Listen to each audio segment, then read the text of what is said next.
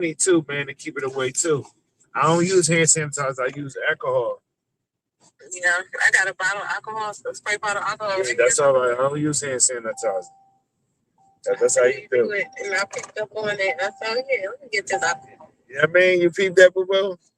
Mm-hmm. Yeah, all that hand sanitizer. That's rubbing some bullshit on your head. Go ahead, this alcohol gonna get everything off. Hey, that shit dry and clean. Dang, you used to go there. You know, I think I be they OBGYN and shit, but you know what I mean? Oh, God. Hey, like, what you doing? Shut up. So crazy. So crazy. You hear this greedy motherfucker? We need dick and what else? Somebody, okay. She ain't asked nothing else about that when I said that, did she? What else we need? That sounds good to me. That's all you know. So 1, 2. 1, 2. Where 1, 2, 3 at? That's some food. Some food? 1, 2, 3. You gonna feed you beans. I don't want no beans. All right, pinto beans.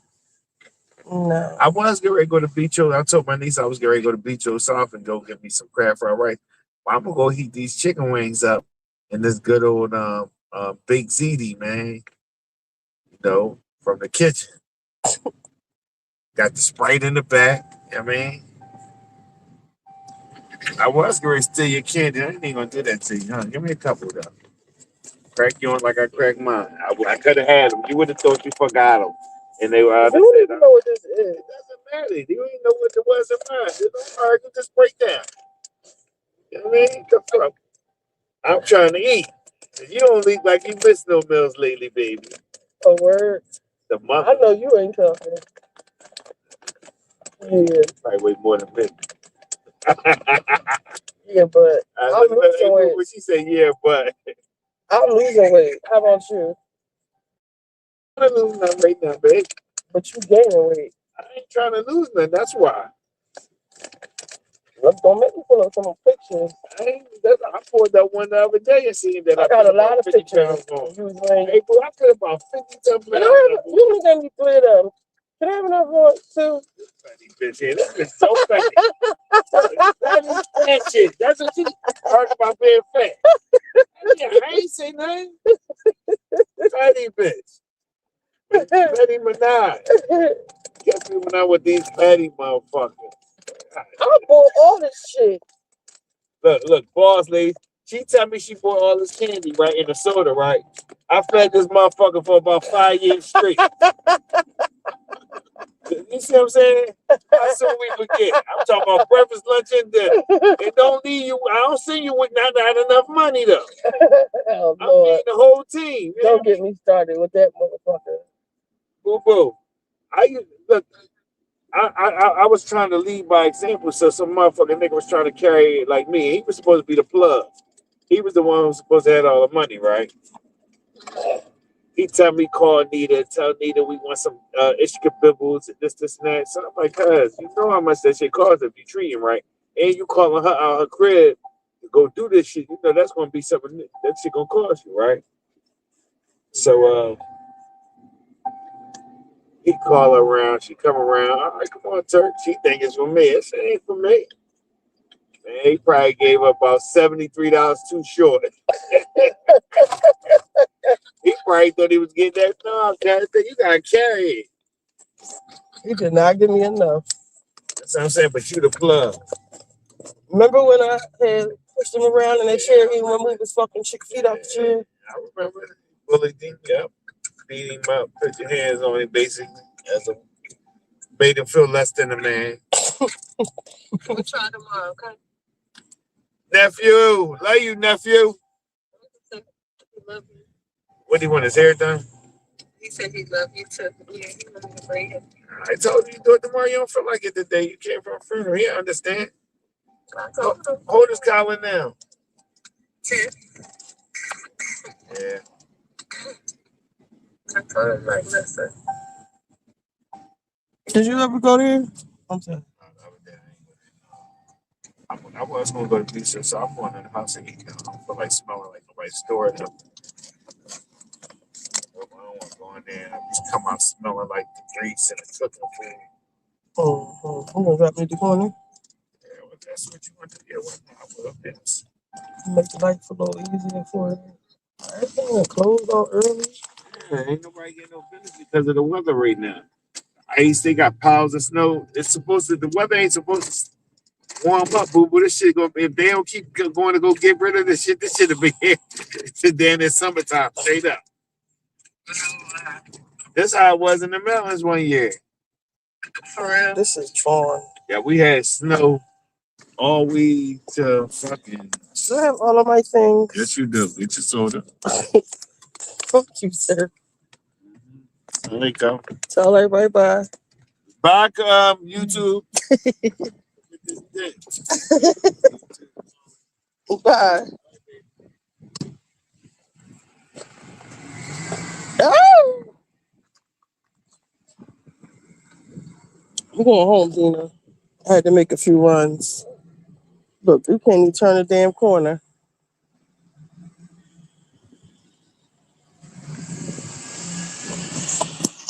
This snow ain't going nowhere. No time. The F soon. It's treacherous.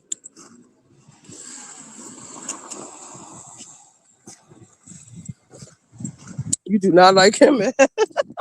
She's on some bye. It's hard.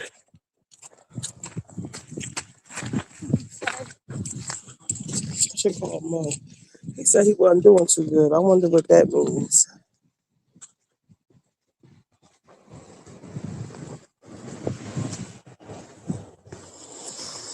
I got some stuff. This shit gotta melt. I gotta get my groove back. Y'all know I like to run the streets.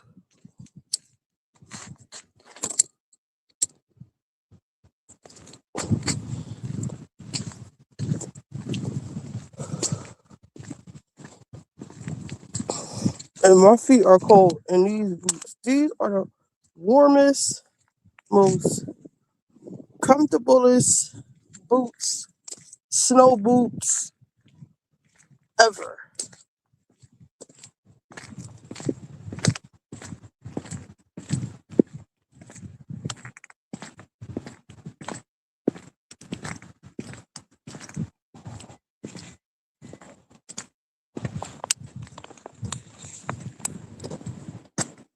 Took half my damn candy.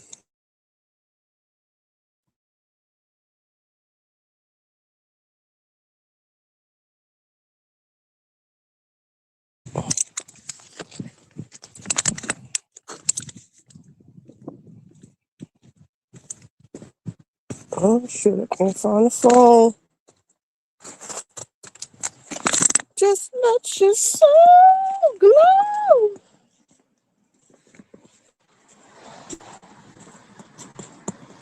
I'm feeling it. Feel the glance to the top of my head. Feel the high that you get from the light.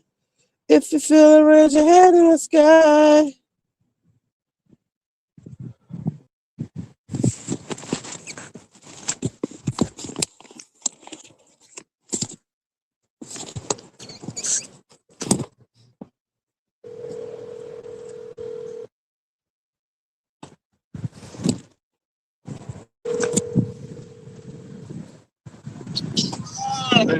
What's going on, big dog? Comedy club. Oh, all right. Right. All right.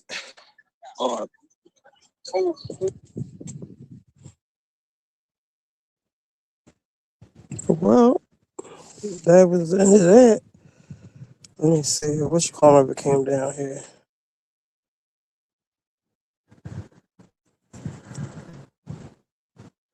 I think he was leaving.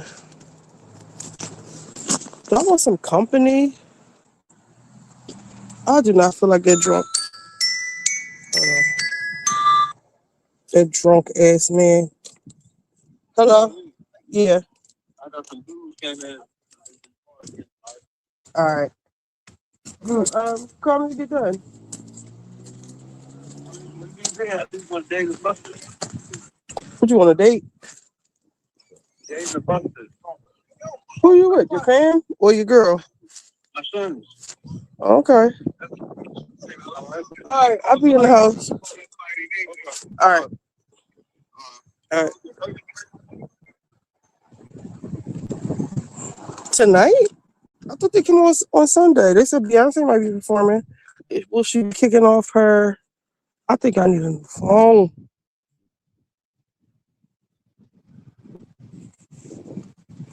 That's what happens when you front on a real bitch. You know what I mean? I hadn't been fucking with Mo like that. Cause you got like one, maybe two times to be like to get smart with me or like be playing with me or say that sometimes people be playing with you and they say shit, they not playing. So he made it seem like I need him.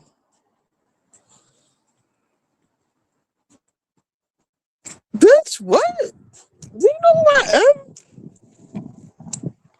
Do you know I have like what's the right word? I don't know the right word, but I have a trail of niggas that okay, boop, push you out the way. Next, you see the ding dong. I need to go to the store. Come take me to the store. I'll put some gas in your car. All right, be right there. Next, um, it's you know what I'm saying? Just how they use us and or whatever. I'll do the same fucking thing, and I ain't fucking near not one of them. And the one that I was, I don't feel like being bothered with him.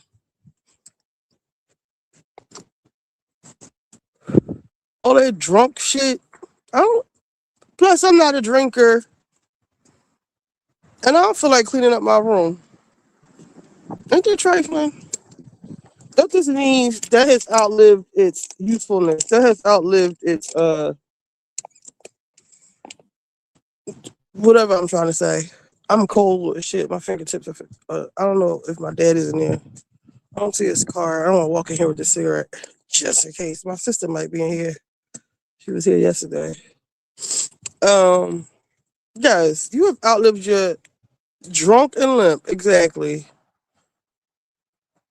I can't take that smell. She's. I can't kiss you. Now he is a good cuddler. But that's about it. He's very childish, like with his music, with the movie choices, with his food choices. It's very niggerish. And then he be acting like he really practices voodoo. You can't get on top of me. You always talking about you hate somebody, you wish you hope somebody die and all this shit. You know what? Second thought, you will not be, entering me.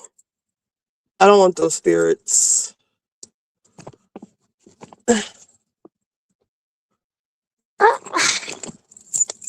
It's so fucking cold. My fingertips are so cold. I guess I should fix something to eat while I'm down here.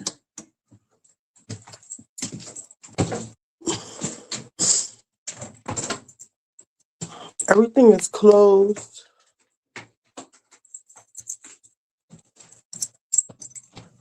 Mo must be having girl problems if his sons took him out. If you're having girl problems, I feel bad for you, son. I got 99 problems and the nigga ain't one. Hit me. Nothing on. Like, WTF. Do y'all want to watch? I was watching, what's that genre with Idris Elba? The Runaway, what is it called? Hostage. Whatever it's called. That's what it's like. Every time I watch it, I get on my phone. I just start scrolling.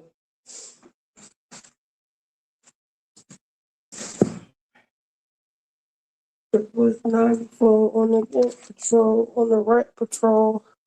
I need to wash my hair. I don't feel like that there. I gotta get my roster back up.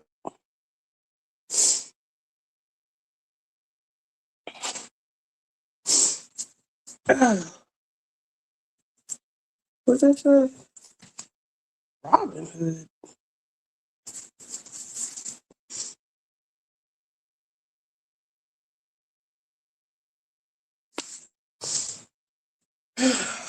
This floor is terrible.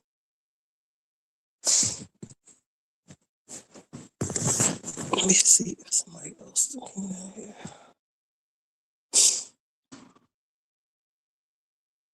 That ain't sound good. Is this window open? Hit me. I got 99 problems in the kitchen water. I'll put YouTube back up if y'all don't feel like being on Twitch.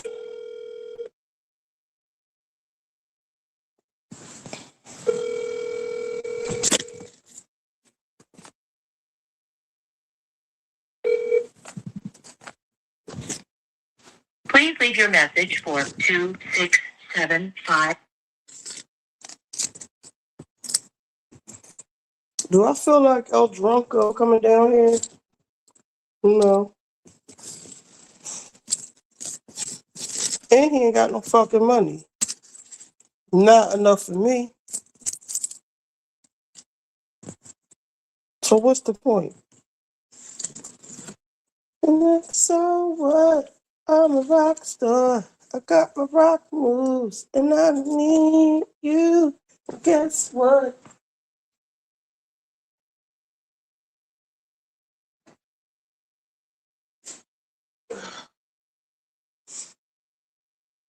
I'm a rock star.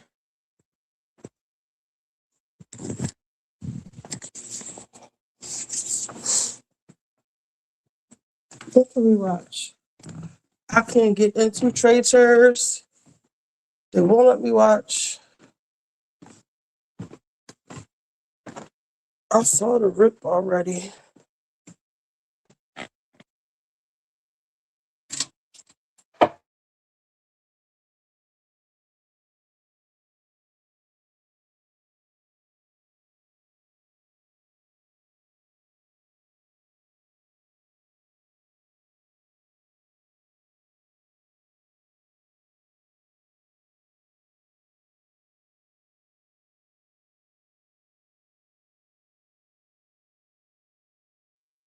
The Traitors. I was trying to watch it, but I couldn't get into it.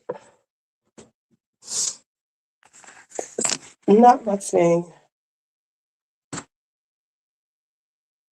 Did y'all hear about the New York Housewives coming back on E? The original ones.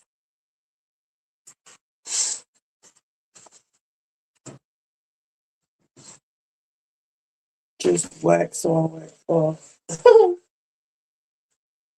Ain't nothing like the real thing, baby. Ain't nothing like the real thing.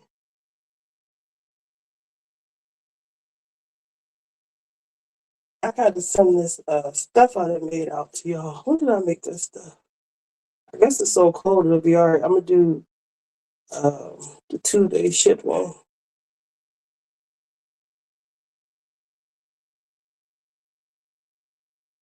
We'll figure that out. Excuse me, nice. Alright.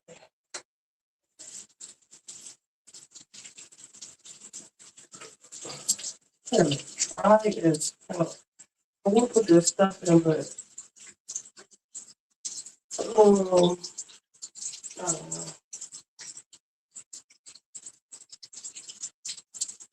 Maybe I should put it in.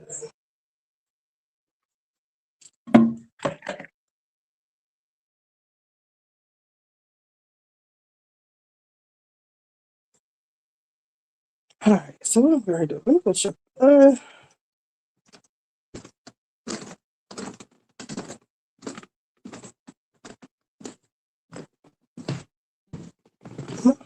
kind of hungry.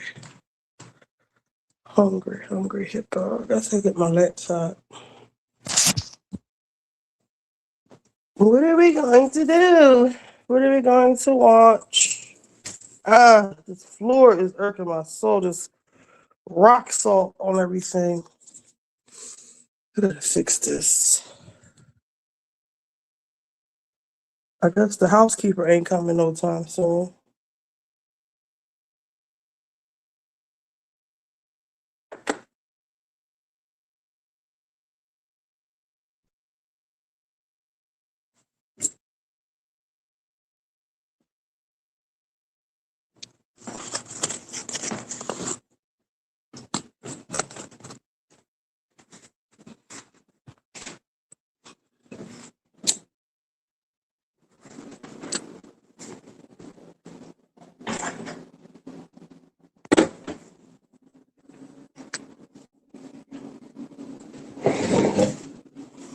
Poor cat ain't never come back.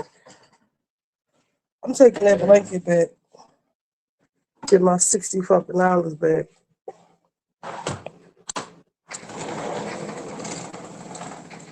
That little person did not come back.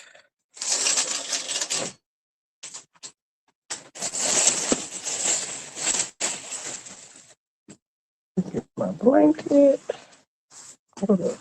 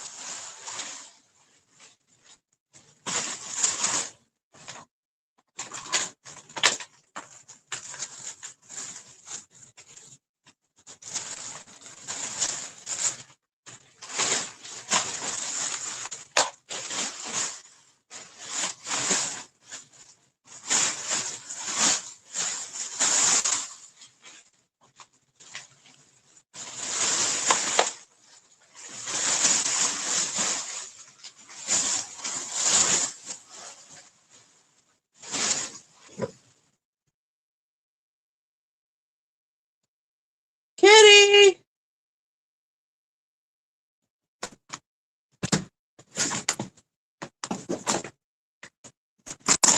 Is this trifling to bring this back to the store?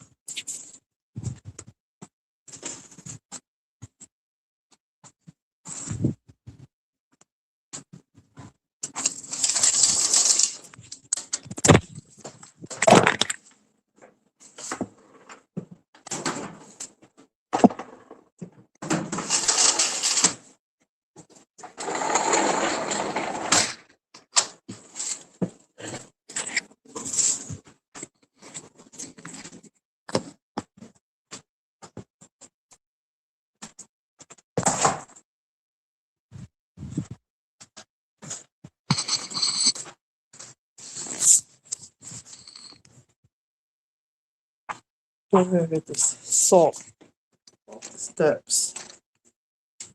The fucking my floors up.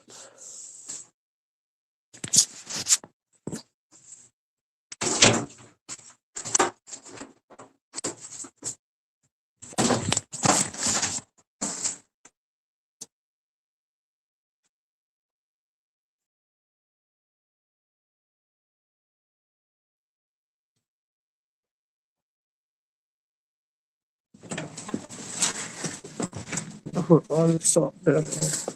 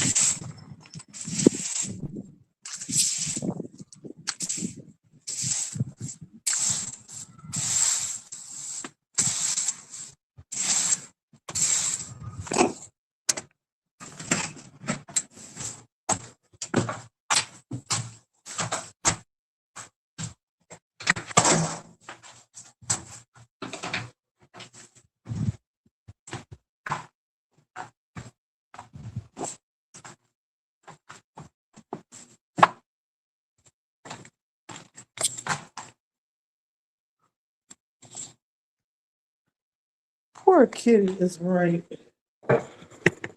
Hello, kitty.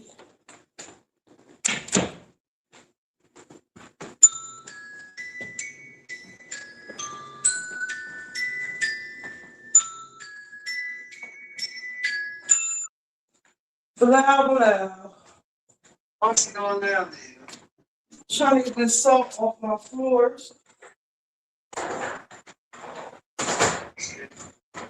Yeah. Oh, you know what? I just it's the hardwood floors. This attachment goes to my other Shark vacuum. I don't see how this could help us though. Cause the floors, let me show you the floors. What are these? Apartments out? Yeah, it's salt all over it. And it looks like, um, it looks like it's gonna eat the floors up.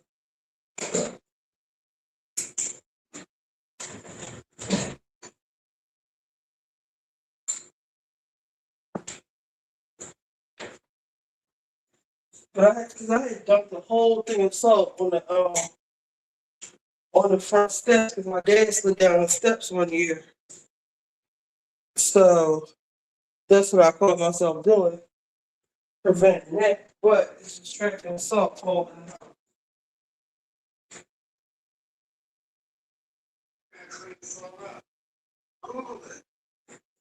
I would have sprayed stuff on the floor. You know, I'm Googling, but I'm trying to really do all of it.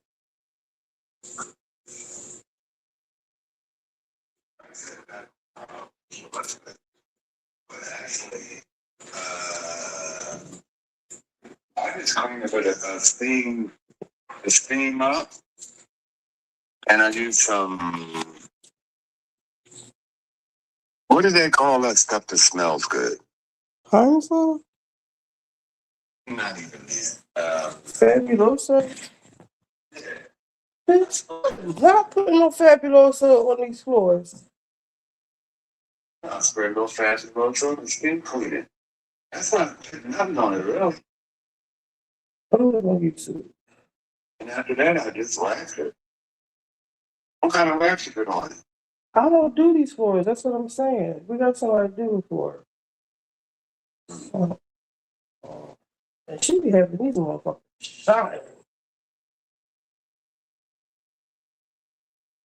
Vacuum up this mop with the white vinegar. Oh, And call garlic. her ass. She need to bring her ass down here.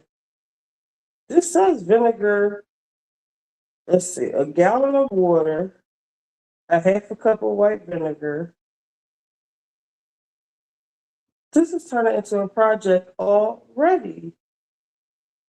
What is it? Water, vinegar, spray, mop it. Let me see if we got. Can we use bleach? No, we can't put bleach on these floors.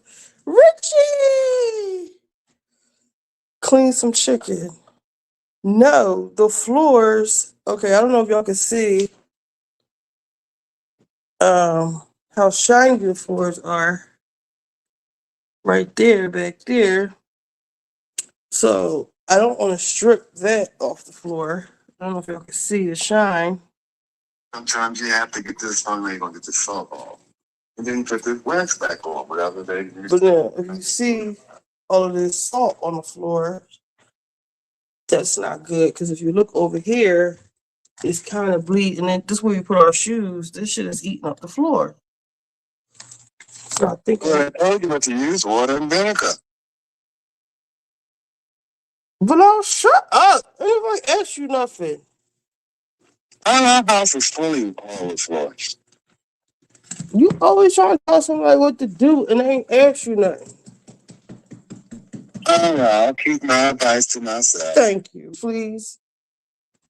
Because I don't have wax and all this shit. I'm about to go in her little box and see what she has and spray it on there. To me, I feel like vinegar is going to strip the floor. But it might need to be stripped of the salt. We could get the shine back later. Bleach. If it was the kitchen floor, I would say bleach. But these are shiny hardwood floors. You see the shine back there? So now I gotta go all the way from the third floor and get the what's that mop called? That you spinning around, spinning around. I don't use none of that. I just use the steamer because it just use water. And then I just put a little bit of cleaner on it. And after I clean it, I put a shine on it, and it's fine. The stuff I use don't build up nothing. Mine needed bad. I didn't do mine so long. It's ridiculous. But Blah, you don't have the cleanest house, if I remember correctly. Shit me. You know I'm gonna clean it. So she got all this stuff. This is the housekeeper box. Yeah, I had maid service, but I had to show her what to do with hardwood floors. What we got? Is this soap, oil? And she was Soap? amazing. She was like, Soap, oil. Maybe that. No, she got some stuff that's specifically for floors. This hardwood floor cleaner. I'm gonna use this. what's the name of it? Bona, B-O-N-A. Well, I'm gonna do The bone is good. I still might do the vinegar jar.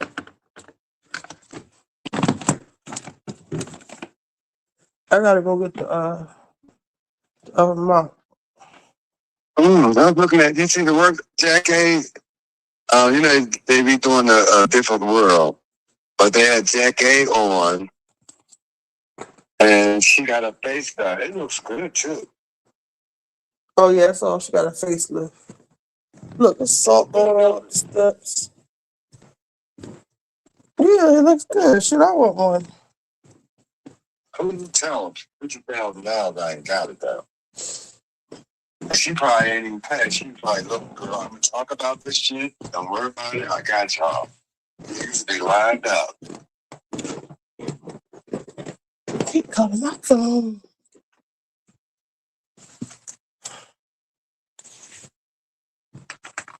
All right, where's the mom? He trying to get remarried. She said, I got a young boyfriend and he's okay with it. That's good. I'm like, this bitch is a girl. This is a girl from.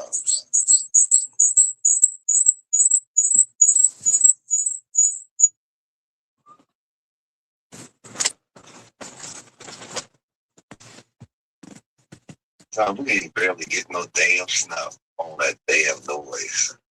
You sound disappointed. A little bit. You could trade with us. No. This shit is not melting. It's terrible. I am not trying to turn this into a project. So I bring my laptop downstairs. I might as well cook something to eat. All right, let's see.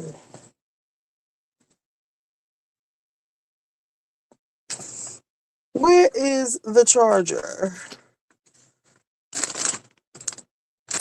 Keep calling my phone.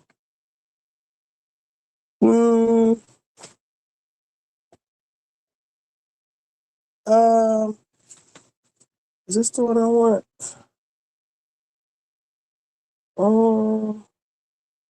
I guess so. Is it something we could put on? Did y'all watch Pop Roast? Y'all wanna watch Pop Roast while I do this? What you got, kids over there? No, my YouTube, honey. Keep up. Honey.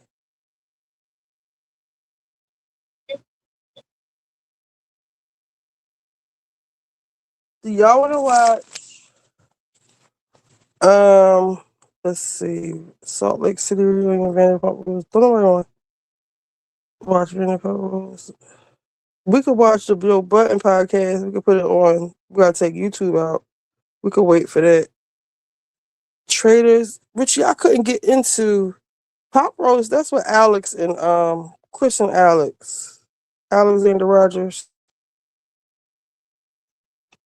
Who is all these people? Oh my God, you're so late, Bilal. And when I'll be trying to put you on and stuff, you don't want to listen. Yeah, I'm home. The audio was removed. Why? I'm sick of this.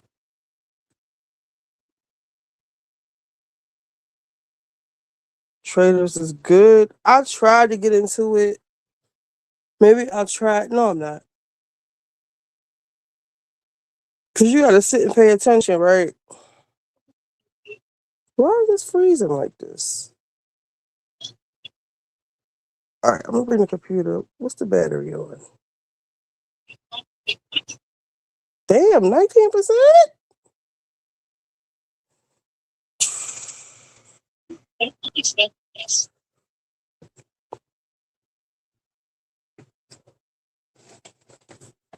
All right, I'll put this on while I'm running.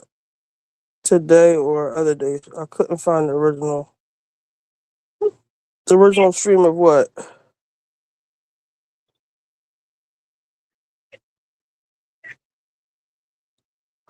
I think I got a copyright on I gotta go into my YouTube studio and see if it's a problem with something I played. You know they always I think my other phone downstairs. You know they be on me.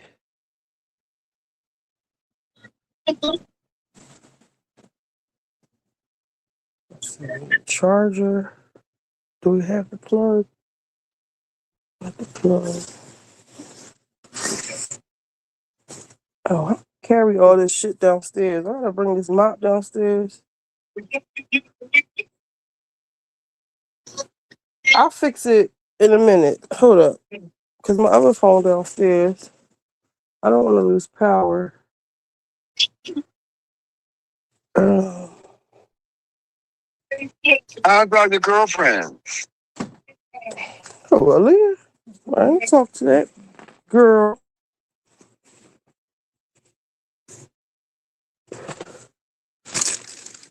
That's about What it. you been up to?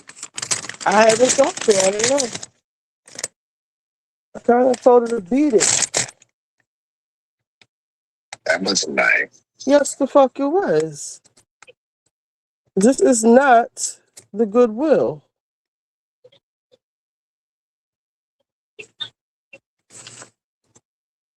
Partial refill. This ain't the Goodwill. Every time you go through something, you want to call me and have me nurse you back together. Then when you get back on your feet, I don't hear from you. Bitch. No. What's that? I don't even know what that is. That ain't cool. I'm gonna make sure my stuff is all. They could take out the little. They be bothering me for like 30 seconds of a clip or something. They just really be doing too much. All right, I got cheese in my pocket. Don't let me forget I got cheese in my pocket.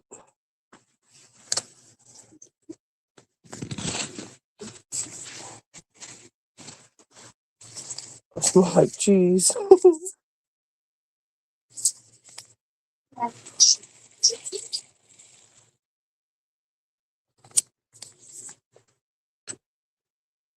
Let me see. Do we want to watch? I don't know who this lady is. All right, so Pop Roast. Evelyn Rosado. I thought I saw Pop Roast somewhere. Okay, Pop Roast.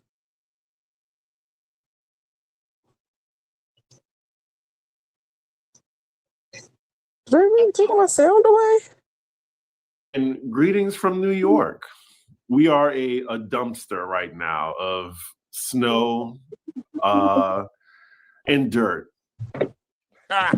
Grass And and dog dirt, shit. snow and dirt.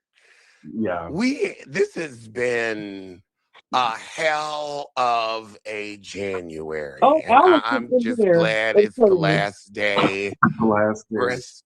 Rest in power to Catherine O'Hara. I was watching TikTok yesterday, and I see this picture of her, and there's this black girl sitting there, and I'm waiting for an interview, and I'm like, oh, great, she's going to do an interview with a black woman. And then I realized it's her death. I like, that's how little I was expecting that. I just saw her picture and was just waiting for the interview to start. And then I'm like, well, that interview's not going to start. I haven't cried yet, but I know I will. I mean, this is somebody that I've grown up with. This is somebody that's been in my favorite movies, our favorite stories. I am beside myself, but there's all these other things going on that are making us beside ourselves, like Minneapolis. So I don't even know when to feel, what to feel at this moment. Yes. Well, today is January 31st. It feels like January 36th. It's a rough month to get through. I believe this was yesterday when we heard that announcement about Catherine O'Hara. Like, I literally screamed in my house. Like, I was just like, because I'm just scrolling and I was just like, oh my God. Like, Diane Keaton and now Catherine O'Hara. And I'm just like, no more. No more. Like, I know a lot of people know her from Home Alone, but I know her as Delia from Beetlejuice and from 1988. I was born in 85. Like, I love her. I love the resurgence of her career with Schitt's Creek. And then I'm not sure if y'all know, but she's on The Studio that won all these awards. She's amazing on that. They just went into filming. So I'm pretty sure production is going to be delayed now because she passed. She was definitely going to be on season 2. I definitely implore y'all to watch The Studio. It is hilarious. Best comedy I've seen in a minute. But yes, I get angry and I get frustrated because just so many people are going to glory, except for the evil motherfuckers still walking the earth. And I'm just like, what is going on? Exactly. It's like there are some deaths that we're gonna break out our dancing shoes. Oh, there's I two mean, in my some head. deaths are gonna fix the economy. Just from people going out and partying, honey, alcoholics gonna take a drink that day. Two in my head. I can't say it.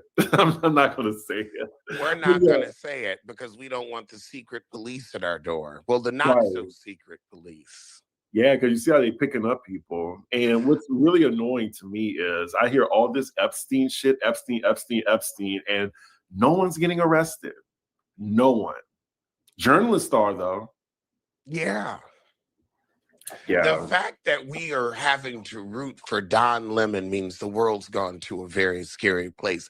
I want to go back to when we could make fun of Don Lemon for not being black enough. He has How the been hell did on. how did we go through the looking glass? No, that means we went through the looking glass. We are in bizarro world.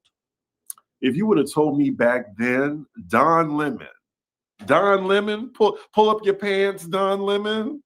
Pull He up would, your pants, Don Lemon. Lord, how the tunes have changed. he has been through, like, it needs to be studied for real. Like, how, like, who made him see the light? Somebody sat his ass down, Ayanla style. Yeah. Was it Billy Porter? I Oh, don't know. It's honey. just somebody. Now, tone deaf ass Billy Porter, he's got his own struggles and strifes, trials and tribulations. Did you see him With the on Mariah stage tribute? at the Mariah tribute? I'm not going to say singing because I don't know what that was. He was having a seizure. It was giving some type of vocal palsy. He Vocal. does that, like, that little run, like that or something. Where That was a no, that's the runs. That's diarrhea vocals. Don't nobody want to hear that shit. Now, what I do want to hear though is your thoughts on when he was asked about Nicki Minaj. Did you see that? He was asked about On the carpet. It was this hilarious. man. What did he say? What did his unwell ass say? I gotta send it to you because it was just like I was like, go ahead, Uncle. Did he cuss her out? Oh my God, it was a delightful cussing out. Here it is, right Okay, here. well, good. You have At time. least his mind's right, but his vocals ain't. I just Like, sent it to you. like I know he's cool with Mariah, but you could just see her drunk ass in the front, like, oh my God. Okay. He was like, fuck. I was like, I hope his breath don't stink. Like Stacey's. What does he have on?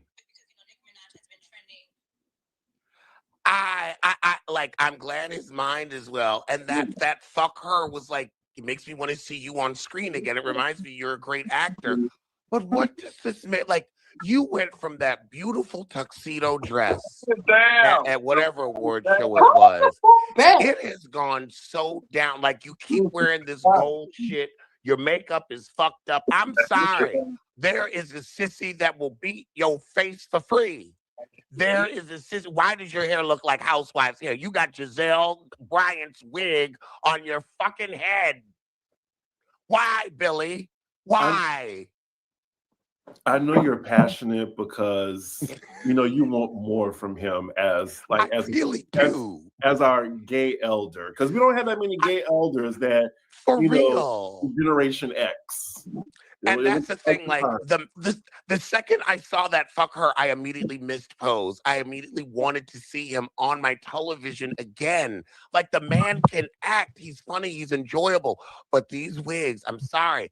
Why are your wigs and makeup so fucked up? It's taking away from our thoughts of your talent. Like, it's a distraction. Like, I get you wanted to go to the Met Gala looking like Myrtle Urkel from one of them episodes of Family Matters when she came in the sarcophagus. That's exactly what you fucking wanted to do, and you succeeded.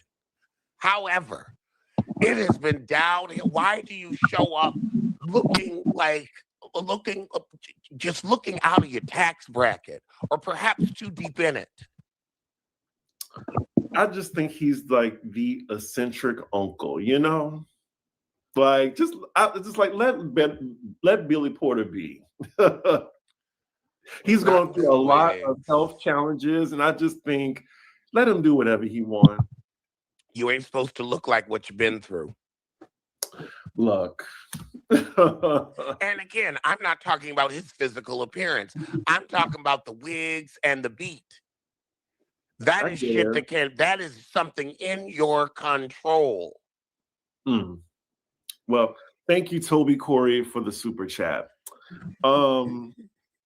Let's get to someone I'm going to enjoy you talking about. Let's just get to Nicki Minaj right quick. We were going to start in a different direction, but I just feel like let's just continue. Like Nicki Minaj, just like let me see, because she was with Trump hand in hand, by the way. She spoke at Trump's Accounts Summit, where she praised the president. She said, "I am probably the president's #1 fan, and that's not going to change." Before calling her to the stage, Trump also praised the rapper, thanking her for the support and claiming she has invested hundreds of thousands of dollars to his Trump Accounts initiative. He said she's been MAGA. She ain't got no money. She owes the bank millions. They're taking every ounce of her creativity. And then after embarrassing herself thoroughly and lying about these investments, like Wendy lied about her kids' trust funds, we find out that gold card she got was not citizenship, was not a visa, was not a Swipe America card. It was a memento. She was a Sambo for a memento. For nothing. A token gets a token. Yeah, she was definitely shucking and jiving. She continues to. I see some barbs in the chat don't care, you know, but I'm just like, hey, y'all can like who you like, but I cannot, you know, support someone who is against my existence or funding people that are against my existence. And other people's existence. Yeah. Like they are after everybody. That they don't care. White and straight, they'll kill you. They don't care. They don't care. Yeah. I'm against indiscriminate murder. How about that? Yeah, like people say she's playing, this is all like a part of the plan. Like she's not playing checkers, she's playing chess. It seems like she's playing Connect 4 a little bit. Like I don't see where she's going with this. I mean, it'll be interesting.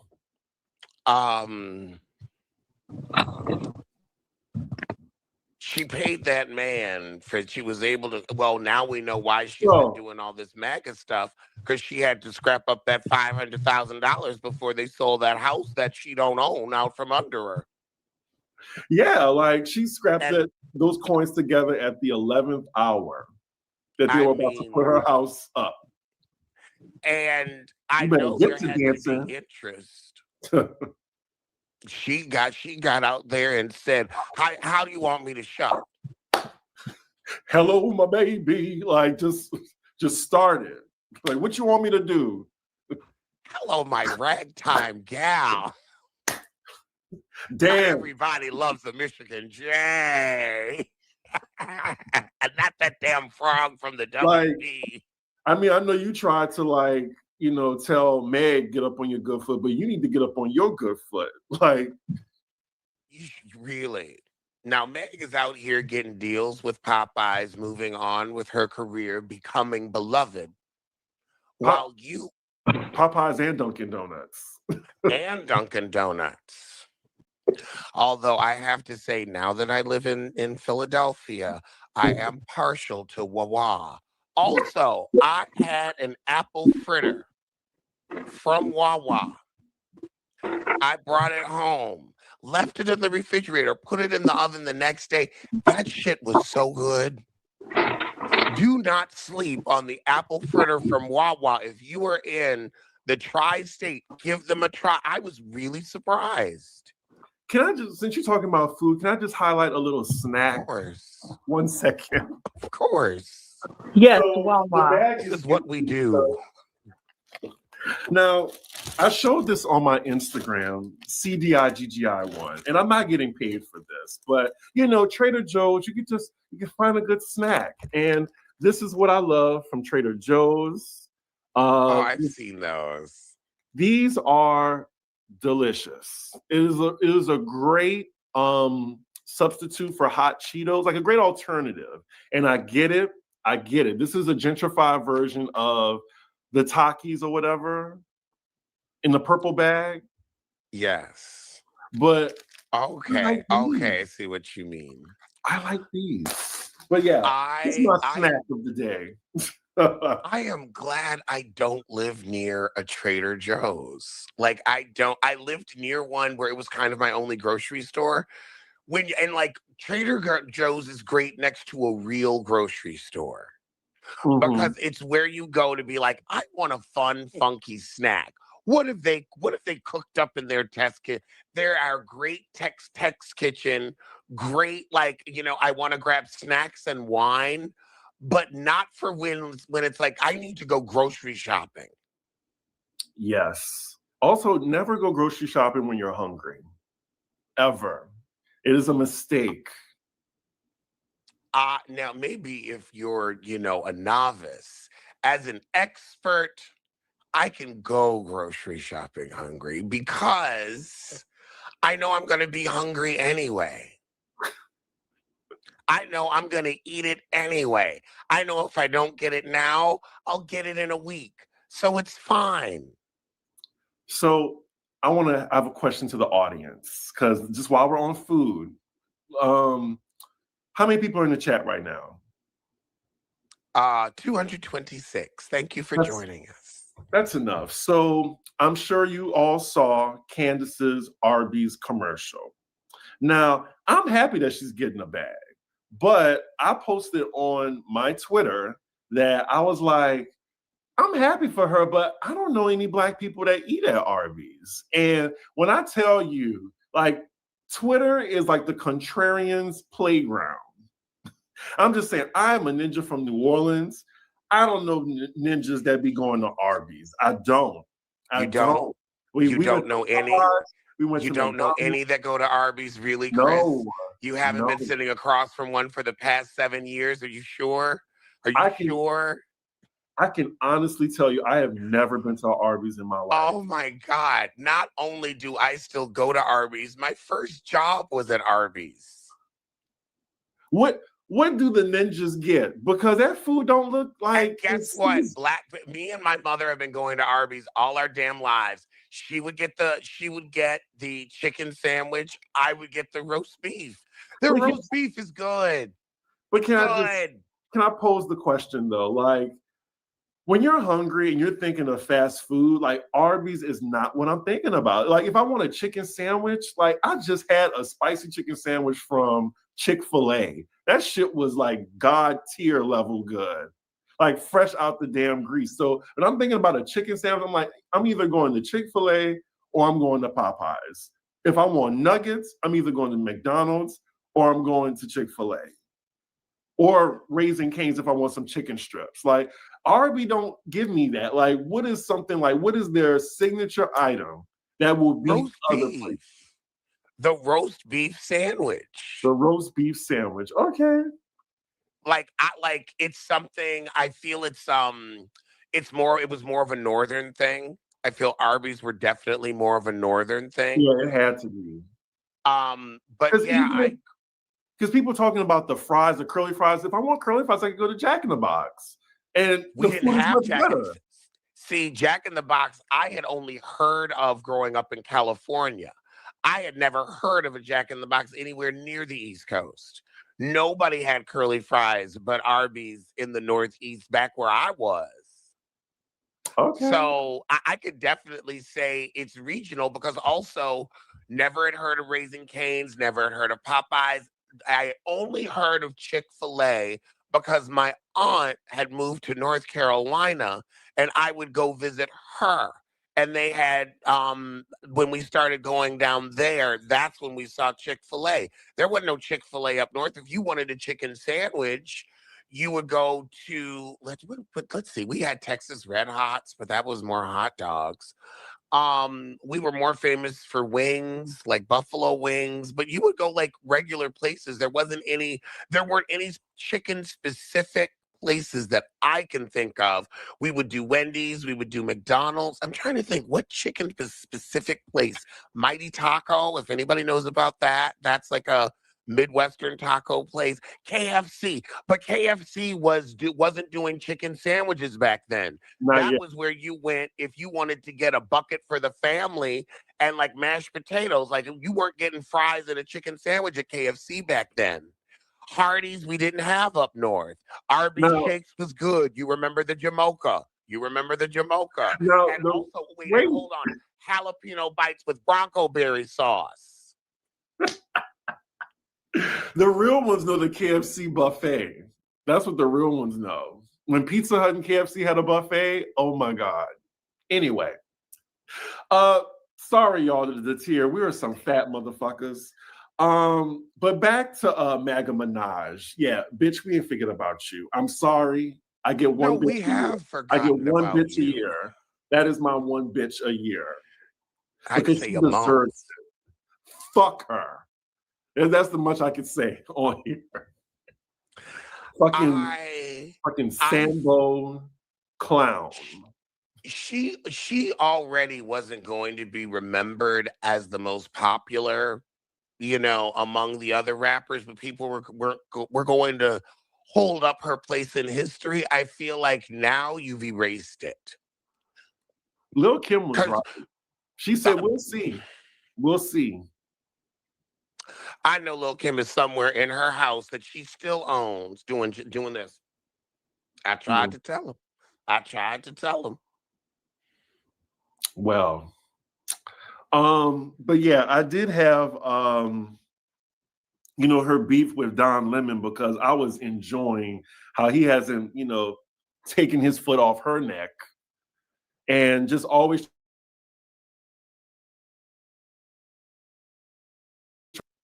a PDF.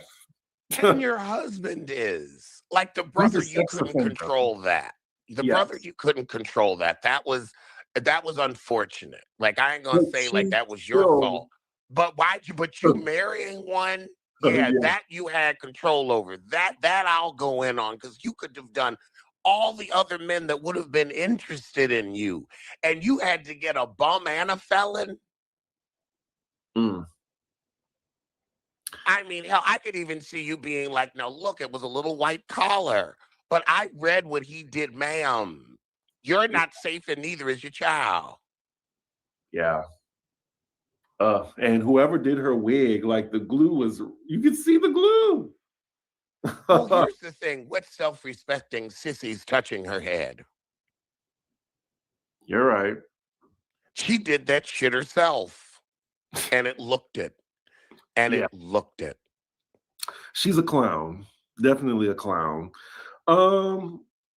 I guess we can move on to Basketball Wives getting canceled. We have been with Basketball Wives for a long time. It's like an old friend to us, isn't it?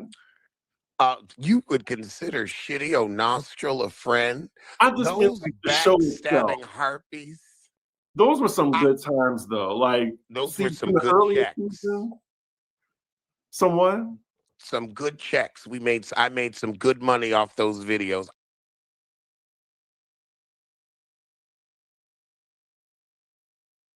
I'll say that. But they were dry. They were old. The problem with Basketball dry. Wives is they were dry. The drama was dry. Evelyn and Jennifer fighting like they couldn't even put their backs into it anymore. and then Jennifer marrying that scammer for a plot line just so she'll have something to do on the show, even if it is look stupid. And now you went through all that and you went out embarrassed. I just want to, just have a nice, like, in memoriam for it. Like, just the good times. Like, you were a non-motherfucking factor, bitch. Or, like, The Doge. only, I This is Doge. I mean, we got mealy mouth Susie getting her ass whooped. By Kenya. Um, Yeah, I remember that. She deserved it. And then the mush. the Mika Mush, the popular people. I mean, Tammy wait, and don't forget, talk is cheap, bitch. Talk is cheap. Talk is cheap. Nah, talk is cheap. Or it was a joke, Mika. Or do you remember when I first came on your channel? Who was I told I sound like? Oh my God. Jennifer Williams. That's where it all started. They called you Jennifer Williams for a good year. A good year. Like, it was supposed to be a sisterhood. Like, this doesn't feel like a sisterhood. So yeah, they had some great moments. Oh, and Royce, who can forget Royce? Like, just popping her coochie in front of everybody. Bitch, I have a book out. Bum. Like, it was a lot. Like, these were the good times, y'all, before. Oh my God. I was about to like put up a photo, but I forgot this isn't my Oh. I can't do anything. Can I? No. Oh, okay. There's a photo I have. But yeah, Shawnee says that there's other projects for her in the future. And a lot of people are thinking it's going to be like Preacher's Wives or something like that. Oh, God. I know. But yeah, I mean, shout out to the good times.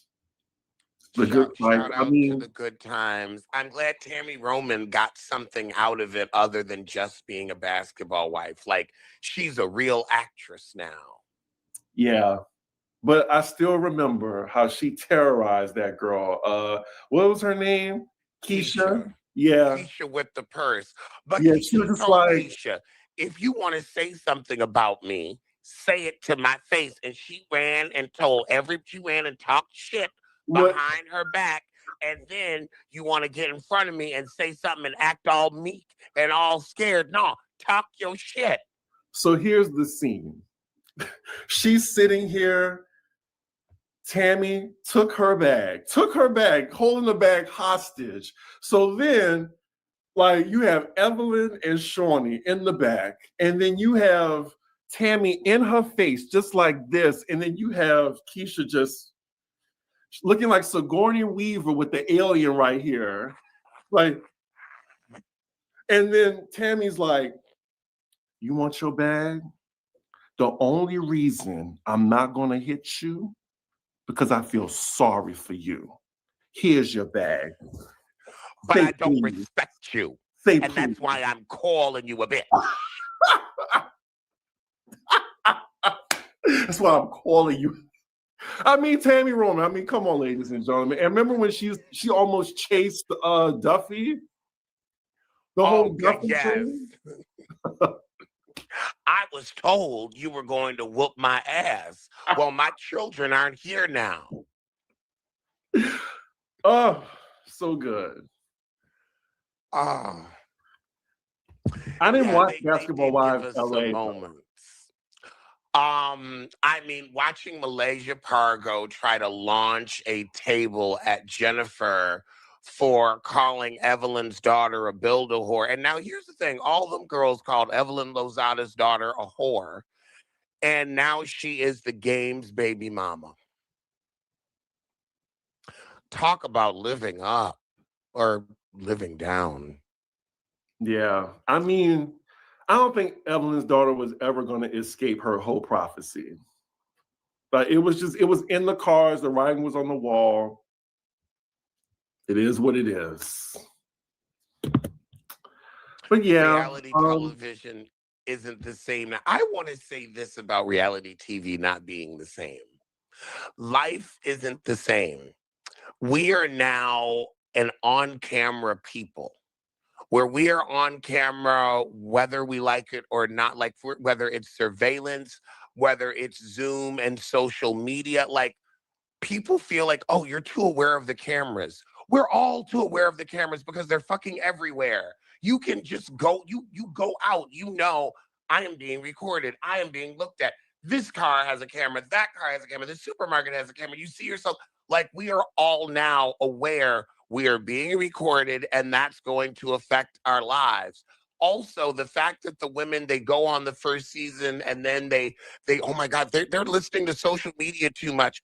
Everybody gets feedback and then changes themselves accordingly. And if you don't, you become unlikable, like Giselle, or you back yourself into a corner like a Kenya. People need to grow and change. And like Sutton on Beverly Hills this season, her not drinking is making her more boring. But I'm also happy to see the woman grow into what? into something. At least she's trying. I will say, I think I would call that the Camille Grammer effect, because I think that was the first time we saw like a backlash. And then season 2, it was a completely different person. Completely different person. I'm trying to think of another reality show where that happened, but I feel like I remember Camille got it bad. Like, oof. I feel like anybody that sees themselves not being their best self wants to be like, oh, I don't like that. I don't want to act like that. And you try to improve. Well, I feel like for people to not want to improve, that's when you get a Kenya. And where's Kenya now? Missing the 20th anniversary of Housewives. And the thing is, there's never going to be another one. And by the 40th, they're not going to be in business, or you're going to be too old to be there. You miss, and the 30th, will we still, like, you don't know if they're going to make it to a 30th. This 25, was it. 25. 25 ain't the same as a 20. And we didn't do shit at 10. 20 is that magic number where, like, this is a moment to remember. And the fact that Kenya isn't involved because she had to get a sexually explicit photo of a coworker and bring it into a workplace for all to see, baby, that ain't nobody's fault but hers. And that's what happens when you're not aware. I will say, though, Wendy tried to do a little change, and you see what happened with that. Like, she did a 180 change from her first season. She never knew who the hell she was. She's been trying on new personalities her whole damn life. I think so. Before we get off the Basketball Wives topic, there was, I think, a post by Drea saying they should do one final dinner, a Ponderosa of sorts. And I thought that was a great idea. And I was thinking, who do I want at the final Ponderosa dinner? Now, I'm going to say mine. I want to know yours. So this will be mine. Shawnee, Evelyn, Tammy, Jennifer, Royce. I think we should put Susie in there too, just for nostalgia purposes. Drea, Brooke, Malaysia, Brandy, and Gloria. And maybe Laura, but if I had to choose out of the two, it would be Gloria. No, so yeah, that would be my dinner. I want the one that I want everybody who fucked Shawnee's husband to show up. Those are the only people that I want there. I want Shawnee and the other women that fucked Shaq. Mm. And I want them to talk about how they got money together after sharing the same man. Because we know Evelyn will be there. And we know the Govan sisters will be there. I just want it tramps only. Well, do you think Love and Hip Hop is next? I hope it is. Well, they're already canceling Miami. So thank God. I do think that we're not interested in the new people. I don't give a shit about, like, there was a whole meme this summer. Are you going to the Rashida concert? Where people would call their friends and ask them, hey, I got tickets to the Rashida concert. You want to go? And everybody was like, Rashida? Who's Rashida? Rashida that rap like Shorty Low? That Rashida? Rashida, no song, Rashida? Mhm. Rashida got bags, Rashida. I mean, like, what more do we have? Like, even Mariah Lynn moved on. Well, she's on Baddies, isn't she? On Zeus. Yeah, she moved on I think that's even to worse. Zeus. I didn't say she moved on to something better. I said even she moved on, because it's not about. Here's the thing: how Love and Hip Hop, I feel, is going to be canceled. So at least she's on something that'll stick around. Okay.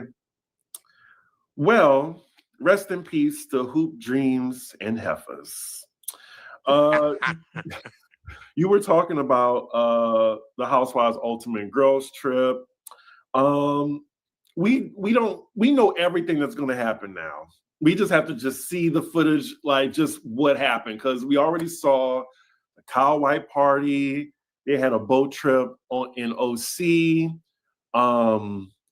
They was in New York for a bit. I think they was in Jersey.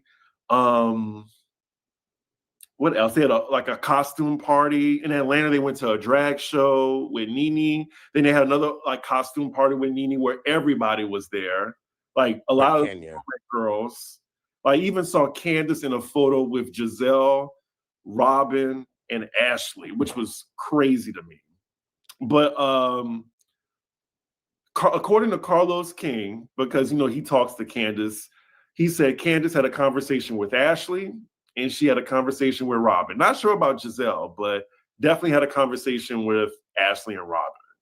So that'll be interesting. Why? I don't know. I am so tired of that. Who? Of Carlos. Oh. Just trying to get Candace back on Potomac. She don't need to go back on Potomac. Let another opportunity find her ass. Why she got to go back so damn soon? If she might want to have another child and don't need all that stress. Fair. But everyone's talking about Nene, of course. And I thought there was going to be some camaraderie around the OG Atlanta cast. And where was Deshaun Snow? Everybody was there. Like, I'm really shocked. But I guess her and Lisa Wu got into it. And that's unfortunate. I mean, Lisa Wu is bitter because, she started with the show. She was on the first two, and then just nothing happened for her. Then she got another chance on R&B Divas, and, you got paid by Carlos King, so I'm sure you lost more money being on the show than you made. Wait, but it wasn't R&B Divas. It was something else, like Hollywood Divas. Hollywood Divas, yes. But it was another Carlos Queen production. And it was when he was working with Todd. But that show, it ran for a couple seasons, but Lisa Wu isn't where Nene is. And she's upset that you're not a fan favorite. You're a fan forgotten. Well, why is everybody asking for Deshaun Snow? She wasn't going to add anything if she was there. She wasn't. Very amiable. I think some of the tables could have been more interesting and personable. Not y'all saying Lisa Wu looks very familiar with the tequila bottle. She's the drunk bitter auntie. Well, here's the thing. What I can understand about Lisa. I remember back when Carlos got all the OGs except for Nene together. And Lisa was kind of just taken aback, like how Nene, when she always talked about the OG, she always talked about Kim, but never even, referred to Lisa. And she was just like, how can you do that when you're suing the network and this white bitch? Like, really? You trying to uplift her and you suing the network as well for her? But y'all buddy. So maybe she was just tired of the fakeness and she was just kind of mad that Nene didn't really shout her out. Maybe she thought there was a friendship there and it wasn't.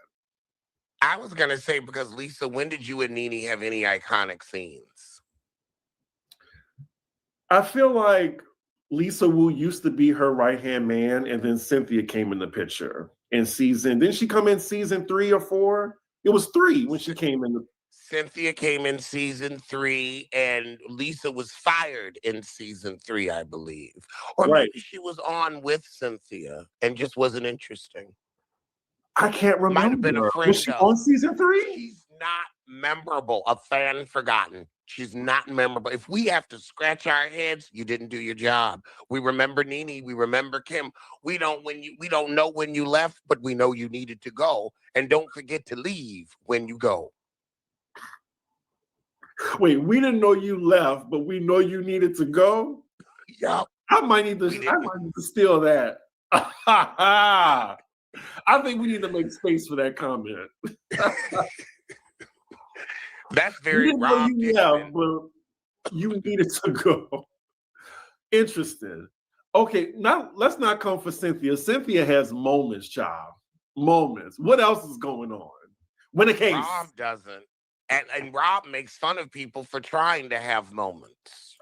We got to Now, give Cynthia people her come to flowers because BravoCon to have a moment. Well, why didn't you come to BravoCon to have a moment, Rob? You can't even have a moment with your husband at a laundromat. wait, how did Rob be getting in the conversation?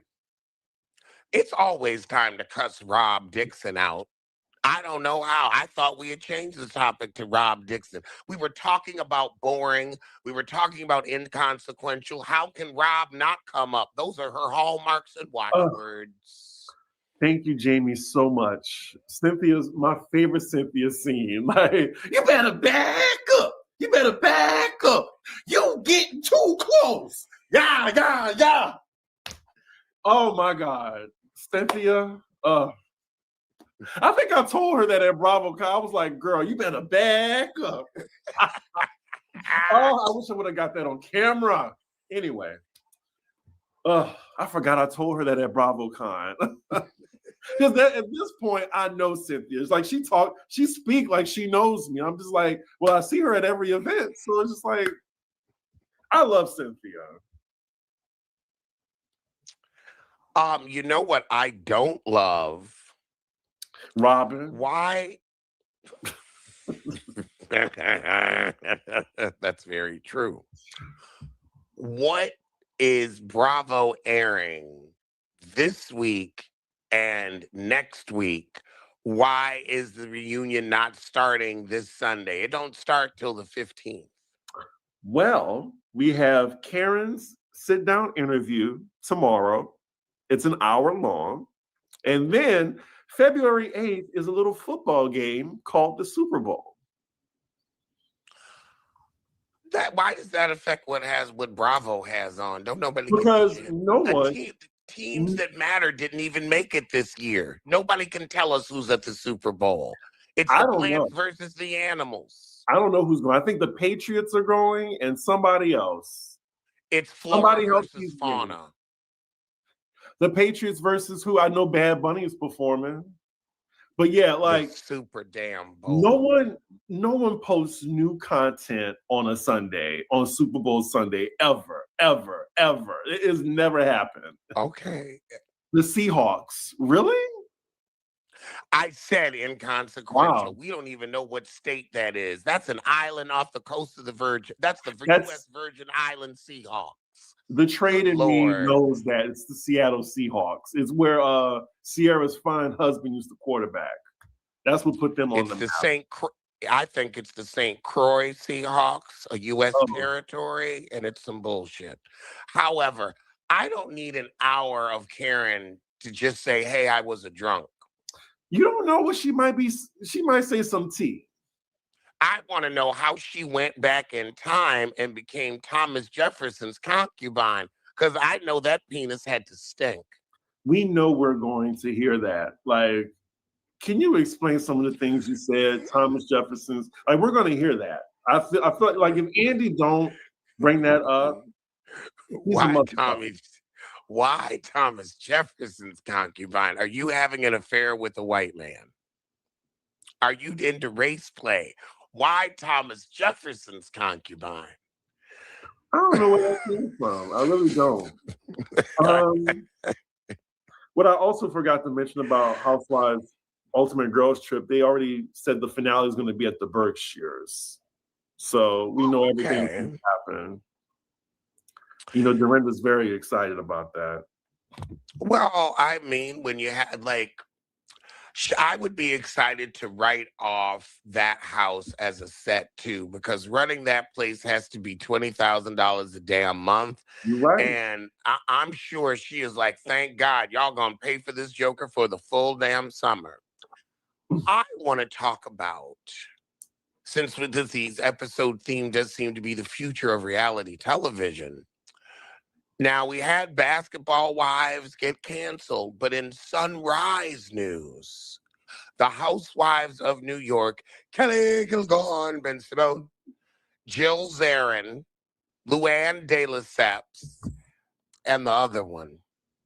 Ramona? You know. Yeah, the tumor. So they're coming back, allegedly. On E! Well, I think it's because E isn't under NBC Universal anymore, or something like that. So they're coming back on a rival network, but E knows how to do reality. Like, it's not like if they were going to VH1, I'd be fucking scared. But E, I'm like, okay, they know how to do this. Oh, and Sonya.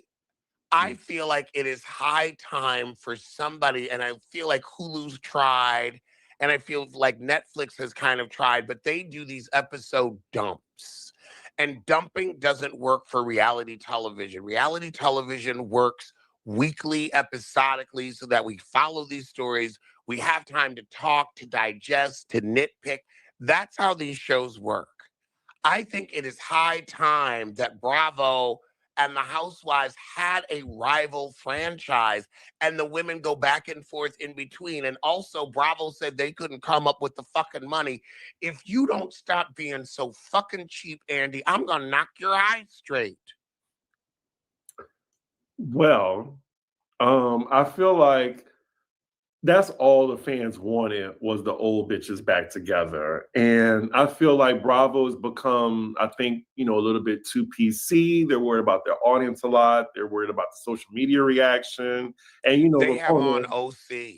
Well, yes, but Ramona, she's pretty much banned from Bravo. So to put her back on this show with these group of women that know her, and it's brilliant because it's like at the end of the day, like, who's going to check them? Because they have Netflix. You see the success with these MAGA bitches. Like, there's still people watching them. So why can't Ramona be on TV? Like, that's a really good argument. Like, yeah, I'll laugh at Ramona. Like, look, I'm going to watch. Because, look, it's all the OGs. A check is a check. A check is a check. And I'm going to be laughing at them. Well, at Ramona specifically. I'm not going to be caping for her, but I'm just saying, like, they might as well just bring her back because I feel like at the end of the day, no one really cares. I think the joke about Ramona was that she is this horrible human being, kind of like Karen Walker on Will and Grace. Like, we know, like, the thing, like, Karen Walker was a racist and, like, conservative. She would definitely vote for Trump, but we were laughing at her. I think the same thing was for Ramona. But once Ebony came along, I like Ebony, like, she was kind of pointing out the joke. And it's just like, it got more uncomfortable. Because now we're like having these serious conversations and dialogue behind that. On a show where the people don't have the reign. Exactly. So like on OC, one girl kept talking about her son's mental issues, and it's like, there's nothing wrong with talking about that, but this is not the venue. And let's wait until he wants to disclose all that, because you don't want everybody to grow up thinking he crazy. I think Bethany would join that just to piss Andy Cohen off. Especially them girls don't like Bethany. Luann can't stand Bethany. That's good, but I think I think Ramona and Jill, I mean, to get Jill and Bethany back on the same show, that would be, they know. They know. Those heifers will do a lot for a check. I mean, you see what Teresa and Melissa did, like, for a check. That's true. Well, Bethany supposedly has enough money where she doesn't have to go back. True. Supposedly. And you remember Caroline and Simone, not Simone, oh my God, I don't know. Caroline and Teresa, they filmed the Super Bowl commercial together. They sure did. And they hate each other. They sure do. But I know Bethany has the money, but I think she would just do it out of pettiness to piss Andy off. Because he wants to call her that margarita lady. Yeah. And Kenya is just scratching at the door and can't even Oh get my back God. in. And I'm wondering now if she's going to go running to E, trying to get something together, because I feel like the door is closed. I feel like because Nene is Nene, they were good. Like, she had the best chance of coming back even with all the bullshit. Kenya, you ain't nobody's Nene. You're like, I'm not going to say Kenya hasn't added to the show, but I honestly feel like all you have is a little too attached to something you don't have producer credits on. Well, I just hope Kenya finds the bag where she can, because like I think she's selling clothes, she's doing appearances. Like any other drag queen. Yes, but she's doing what she can to get that money to get that payment plan. I mean, I don't know who told her to open that damn hair studio this late in the game. That's something you should have been done 5 years ago. But then to wreck your own opening with a sexually explicit photo of a coworker in 2025. What are you thinking?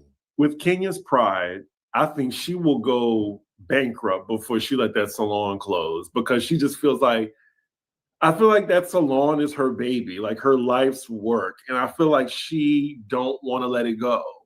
A rental is your life's work? I don't know. Like, I feel like she really put a lot in that salon, like a lot of herself in it. And, it already pissed her off that Bravo was cutting all the scenes that happened in the salon. So she thought, I know what's going to get me full free press.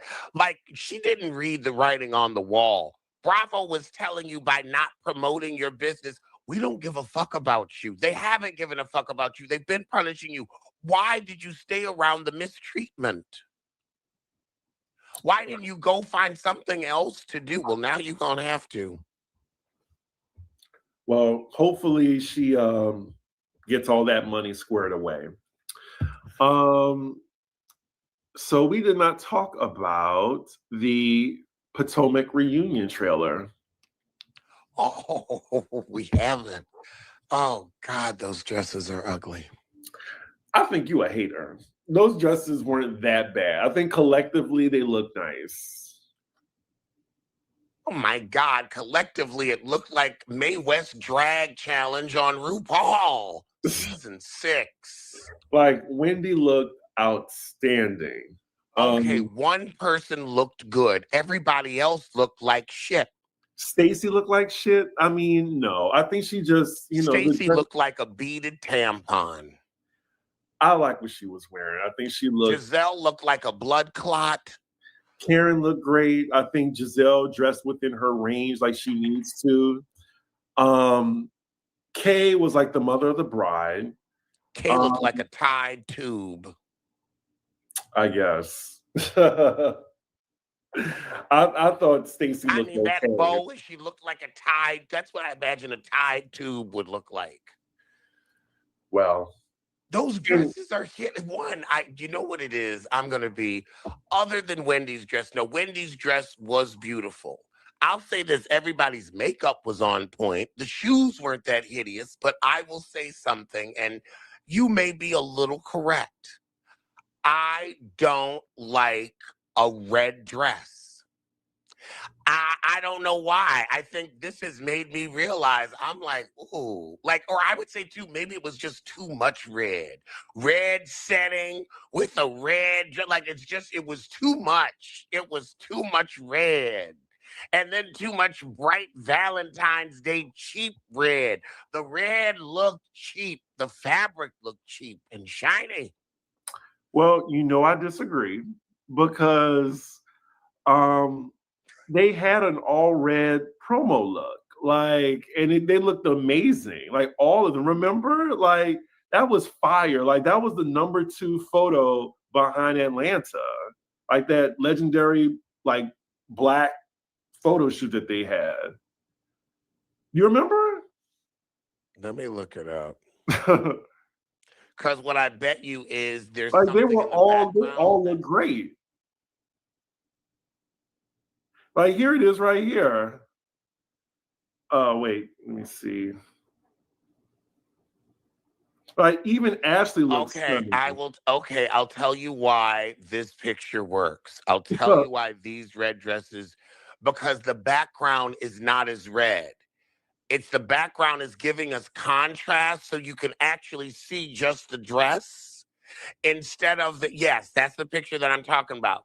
The background is giving us enough contrast to actually enjoy the dresses. This year, it's they too much look, red on red. I don't know, they looked amazing. Like Giselle even looked good. Mia, Candace, like she was killing it. The Grand Dame in the middle, even Ashley. This is what I want from Ashley instead of looking like a harlot all the time. And then, you have Robin sitting in the chair. And then this is normal Wendy before she, started her insurance fraud. But it was for me, it was the background. Like you need, if you're gonna do red, you need to have that black dark background to give that contrast. It was just too much red, too much red. But Okay, also, I can say I didn't like the dresses. that's Wendy's dress fair. I liked, but them dresses were I'm just no. saying there has been horrible dresses. Like I think they look better than Salt Lake City. And I feel like production. Oh my God, not Ash, Jazzy's dress. Well, I saw the dress from a different angle and it looks better. But just head on, it wasn't great. It was And how else do you see a dress but head on? Are we always coming at people peripherally? What I'm just says, saying from wait, the hold on, side. look at me from the side to see how this dress really fits. Like this is how it looks better right here. Like just from this like angle, it looked better. But You have some really long arms, Chris, but I don't even think you can reach this far. I think what her mistake was, this white should have been red, and I think it would have been really great if she did that. But anyway, I'm excited for the reunion. It don't look like Angel was getting hoes together. It didn't look like it. And I'm still going with I don't think she coming back. And then we have Jazzy going for broke. She coming for Kay's neck, saying that she stole her man. Who would steal a fat ankle father of 3? You don't steal that. You get that out of the church donation bin. Well, also, what else? It was what else happened? Oh, there was Karen. She was reading. Well, I don't think she was reading Wendy, but she definitely had something to say to Wendy. And then Wendy herself. She has a lot of energy for Wendy still, and I'm like, how did you hold on to that anger while you were in prison? Because I would be worrying about my 4 DUIs while I'm in prison. Like you had time to focus on Wendy while you were there. Wendy was focused, but Karen telling Wendy to, be quiet. I just got out of prison. She's trying to tell you, right? Like Wendy, like she's not hurting you with that. You're going to go to jail for longer because you're acting arrogant. And the thing is, like, we're not whistling Dixie. We've seen this with Jen Shaw. We've seen this with Karen. We've seen this with Joe and Teresa. Yes. And seeing Wendy like just ha ha he in the trailer and stuff like that, I was just like, does she know something we don't? I think it's drugs. I think it's not like druggy drugs. I think it's whatever Phaedra was on. Allegedly. I think that she got something from a therapist to calm down, be it beta blockers, be it whatever Phaedra took when she was on. And you could tell when Portia confronted her with the cease and desist, Phaedra was on something. She was on something to keep her mood stable. Nobody react like all of that energy, and you're just sitting there just, yeah, like that's giving a very Xanaxed out tea, where it's like you're still conscious, but you took something to deal with this. When people act like that and they about to go in court, I'm like, yeah, you took something to deal with this. Your therapist gave you a bar of Xanax so you could be calm through the proceedings. What should Wendy do? Sit on the stage and cry? She came to do her job. I mean, I get that, but have some type of humility. I don't know. It just seemed like she doesn't get the gravity of the situation that she's in. Like, they're facing like what, 15 years? Mm-hmm. I don't know. And also, I say beta blockers because, like, at most, like, award shows, like, you know, half the people that, like, go on stage, like, to present or whatever, they take something to calm themselves down before they go up there so they're not afraid of making mistakes. They live in a very white county. So I'm just like, I really hope they have their all their ducks in a row. Apparently, they're about to meet their peers. Well, I was on Taria's channel the other day. Shout out to What Else Is Going On podcast. Like, she has been covering the Osefos. And she said that the prosecution had some discovery. So now, like, the defense is working to combat that. So, and I'm just like, the discovery, I mean, yeah, the season is over. Like, I bet they have a bunch of notes. Oof. A lot of notes. The reunion will probably give them more evidence, and that's why Karen's telling her, shut your mouth. The pictures that they put of them taking their kids skiing this winter, that's going to be used as evidence. Everything financial you do in a fraud case is used as evidence, because where is this money come from? And you're mired in debt. And don't they have access to their bank statements too? Yep. They know where the money is, when the money was. I mean, the fact that they went back to these stores and found out you returned this shit, like, that also means you were returning shit on your Visa. You didn't buy something cash and then go return it cash. Oh my God. Like, how you got 4 degrees in what? Did you really get those degrees, or did you cheat? I think you cheated, because you not cheated. Oh my God. Honey, can you explain to me how else someone supposedly this educated can be this fucking stupid, leaving this kind of a paper trail? I'm sorry, but when actions don't add up, I start asking questions.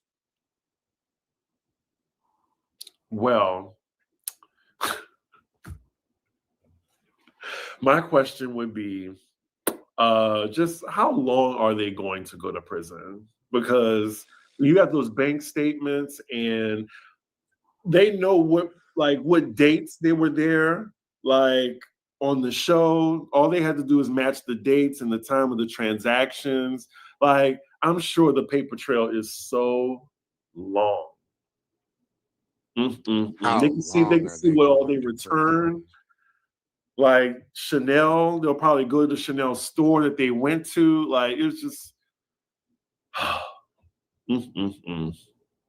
That's why I'm just wondering, are they gonna, like, are any of the other ladies gonna, like, tell her what time it is with this? Because Wendy, she had her best season, but she was a mean girl. And the way she came for Angel's finances, I couldn't believe that. And then trying to come for Stacey being authentic and telling the truth. Like, I'm sorry. Like, Will Wendy be back next season? I think is the biggest well, question. they're going to be filming immediately after this. I think cameras are going to go back up probably maybe the beginning of March. When their trial is? Maybe. I think that's all. That's the only money coming in. So she has to like Wait, work hold on. You're acting like she has a choice here. Bravo is the one that's going to decide if they want to have a felon going through trial on this show or not. We're going to want to see this. I mean, because she is innocent until proven guilty. So I could see this last season, because also, like, is she gonna go to jail mid-season? Because you know Maryland, they take you right then. They ain't gonna let her ass finish out the season. They gonna take your ass to prison right after the judge bangs that gavel. That's why I think she's gonna like broker some type of Teresa deal, because I think we saw Teresa like to the point of her being incarcerated. If there was like, I don't know why she's not brokering that deal now, throwing herself on the mercy of the court. There shouldn't have been an indictment. Y'all should have been like, look, we did it. We'll give the money back. We didn't win anyway. But the fact that they're making them prove their case every time they have to dig up evidence, they're like, that's another year we're going to make you serve. Well, someone said in the chat, Lexi Lean, Wendy never said she was innocent. And I was like, well, I don't think I've heard her say that. Is she innocent? So hopefully that's being asked. Like, I think they're trying to get to the semantics of it all. They're trying to get the case dropped from semantics. Not in like taking out what they did. They're trying to like get the case dropped just because I guess allegedly like the procedures weren't done accordingly to arrest them. And I'm just like, a crime is a crime is a crime. You did it. And I'll say I mean, if you can get off on a technicality, good luck. I will wish you luck. But then what happens when everybody's like, but you're still a thief? And how do you deal with that? And where's your money coming from? Yeah, because is Bravo going to keep you around? Right, because I think these fashions are borrowed because she does have a stylist, a great stylist. But are those clothes hers? I don't know. Someone said it's not state charges either, it's the feds. Well, hopefully they don't be like starting to tap dance for Trump to get a pardon. They ain't getting a pardon. They're going to prison. All right, well, that's something to end it on. They're going to prison. They're going to prison. You heard it here first. Any other things you wanted to touch on before we leave? No,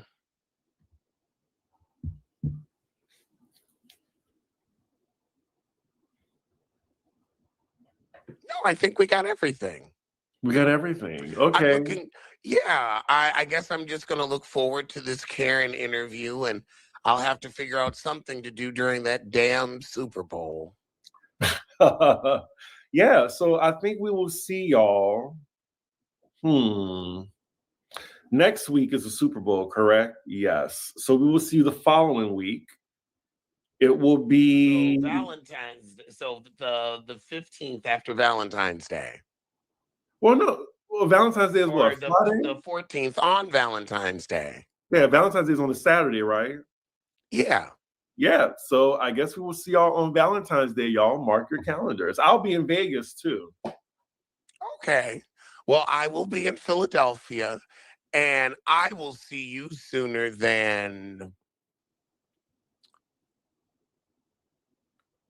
Nikki sees citizenship. I will see you sooner than Lisa Wu season AA meeting. Ooh. Bye, y'all.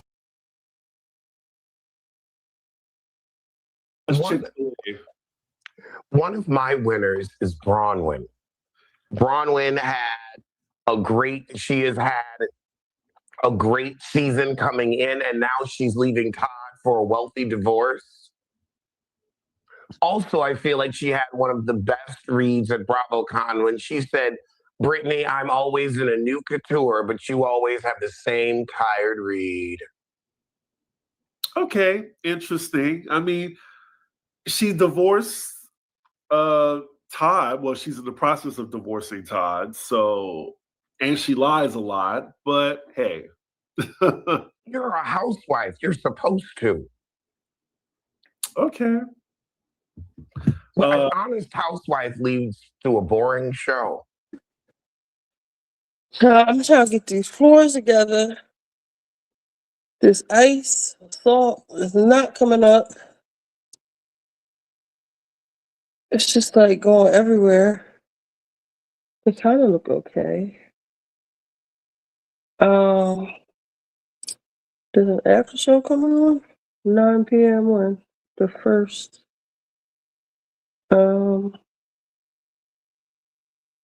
I wanted to, let's see.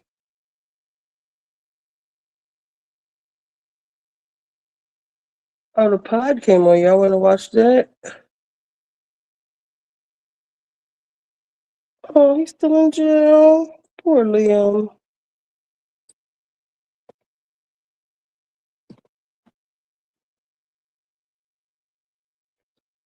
Let's see.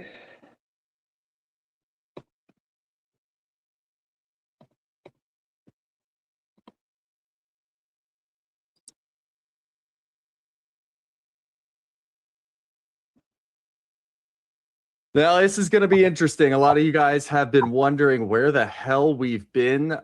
We did not tell you ahead of time. We actually recorded a couple episodes and then forgot to drop those ahead of time so that you would know what was going on. It's going to be weird. Steele's not here. Is Steele okay?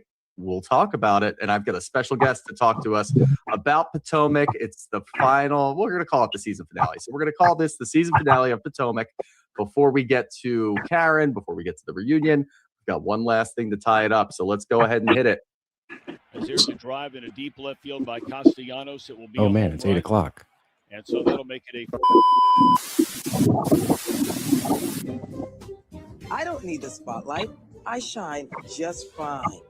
Hi, I'm Karma, and yes, I am a bitch. Brav Bros. What's up, everybody? Welcome back to another episode of Brav Bros, your favorite show for the bros. Nope, from the bros for everybody, for whoever wants to listen. I'm your co-host, Shooter Magooter. This is sounding really weird right off the jump, and you guys are just going to have to bear with us. But today, I've got a very special guest to help us break down all things Potomac. It is the Brooke Ashley. What's going on? Hey, Shooter. I feel so honored to be here today. How are you doing? How are things? So much good TV on right now. I'm doing great. Yeah, we're doing great. For those of you that don't know, because again, we didn't tell you that this was going on. Steele's on a bit of a hiatus. He's doing something double secret probationary, where he's going to be out of commission for a little bit. We're not positive exactly when he's going to come back. He might be able to pop in here and there, but we still got to make sure that we give you guys the content. So we're going to have a couple of special guests lined up for the next week, starting with Brooke Ashley. Now, Brooke, what's going on? What's your take on, let's just go over the Potomac season. What's your take on the season? The season, I feel, was pretty good, considering that their heavy hitter, Karen, was in prison, and we didn't see her. But I think overall, it could have been better if they didn't focus so much on trying to gang up and bully Stacey. Okay. Right? Yeah, I think it's funny too that you say that, because what we're used to, I feel like in the beginning of the season was, okay, leave Stacey alone. And I feel like the entire second half was, let's see what's going on with Angel. And by the end of the season, we're like, no, actually, maybe we just leave Angel alone. Now, I know that you got to talk to Angel, what was it, last month, about her experience. So any little tidbits that you can share with us? Sure, yeah. So I interviewed Angel, and she was a pleasure. Pleasure talking to her. I feel like for me, I gained a bit more insight on her. My subscribers, I feel I got more from Angel as well. I think that Angel overall, I think that she is just a very sweet and sensitive soul. And I even said to her, I said, do you feel like you're being portrayed accurately, right? Because it's coming across that you're kind of down and sad all the time. And she sees the comments from everybody. And she said, no, that's not me at all. I just think that personally, I think that she was thrown into a very it's a very fast-paced environment being on these shows, and you have to really be quick with it. I think she came in ill-prepared, like, bottom line. I think that she's very lovely and sweet, but you have to have your head on a swivel when you were on The Real Housewives, especially on Potomac. And I think that she came in kind of shell-shocked. Yeah, I think that's a pretty good assessment of what happened. And Steele and I talked about this. It's nice to get a fresh perspective because I think Steele and I kind of view it the same way. He has such a soft spot for Potomac, though. So anytime that I even try to antagonize him or talk about maybe a pitfall here or there, he's so against it. He gets very defensive about it. But, you know, this is his baby. He loves Potomac. So I'm not going to blame him for that. But for Angel in particular, it's been such a weird season for her. It almost got to a point in the middle of the season where she didn't seem like she had anything left. It's like, okay, this wasn't what you expected. Are you going to bounce back? Are you going to figure things out? Are you going to realize that Giselle's just poking and prodding you? It's not really, and although it does kind of seem like it towards the end of the season that she was doing it, actually trying to go after Angel. But in the beginning, it just kind of seemed like, all right, let's see what you're made of. Let's see if you can hang with this crew, because Potomac is one of the harder crews to get in, like engulfed in. It's a hard crew to really try to make friends in, because they're always seemingly going after each other for the weirdest little things here and there. And can you handle it? And the answer to that was pretty much a resounding no for a while. But I do think that she has some weird personal takeaways. And this episode kind of rung true for me, even with her kind of sitting there like, I just feel like every time I'm doing something, it goes wrong. Something happens. And I don't know if you saw that people were digging into it a little bit more. Maybe there's a little bit more to be reading into from the producer standpoint. Did they set her up for failure, especially with this trip? What do you think about that? What do you think about, you know, maybe people getting involved that shouldn't be getting involved and maybe making it a little bit harder for her? So I thought in the first half of the trip, before they went to Aspen, with the water not working and the toilets not flushing and all that, I do believe that production might have had their hand in that. We can't deny that production will do anything to make sure that there's a great show and a dramatic moment. And we've had former producers come out and admit that they would do the craziest things to get a good scene. So it's not out the realm of possibility that they set her up with this horrible house for them to make her look bad. I think that for me, I was defending Angel up until that last day. That last day was just poor planning on her part. Yeah, I think that's a fair assessment too, because it made no sense. And it just seems like we got into this weird power struggle. And obviously that's how the last episode kind of ends, where Giselle is taking the power back. And you can agree with Giselle or disagree with Giselle. I disagree with Giselle. I don't think she should do that. But either way, I know that being on that trip was probably hell on earth. There was nothing planned. If you weren't staying at Angel's property, you were kind of screwed to begin with. But watching it unfold, it's just a different level of entertainment value, I think, for the viewers. Sitting back and watching this whole thing just fall apart, nothing's lining up, nothing's perfectly planned. People are getting their hands in and changing it up, going to the Four Seasons. We're not doing what Angel wants to do anymore. We're doing what I want to do. And then you end up with this episode where they're in a car for what seems like 7 hours. It was unbelievable to watch.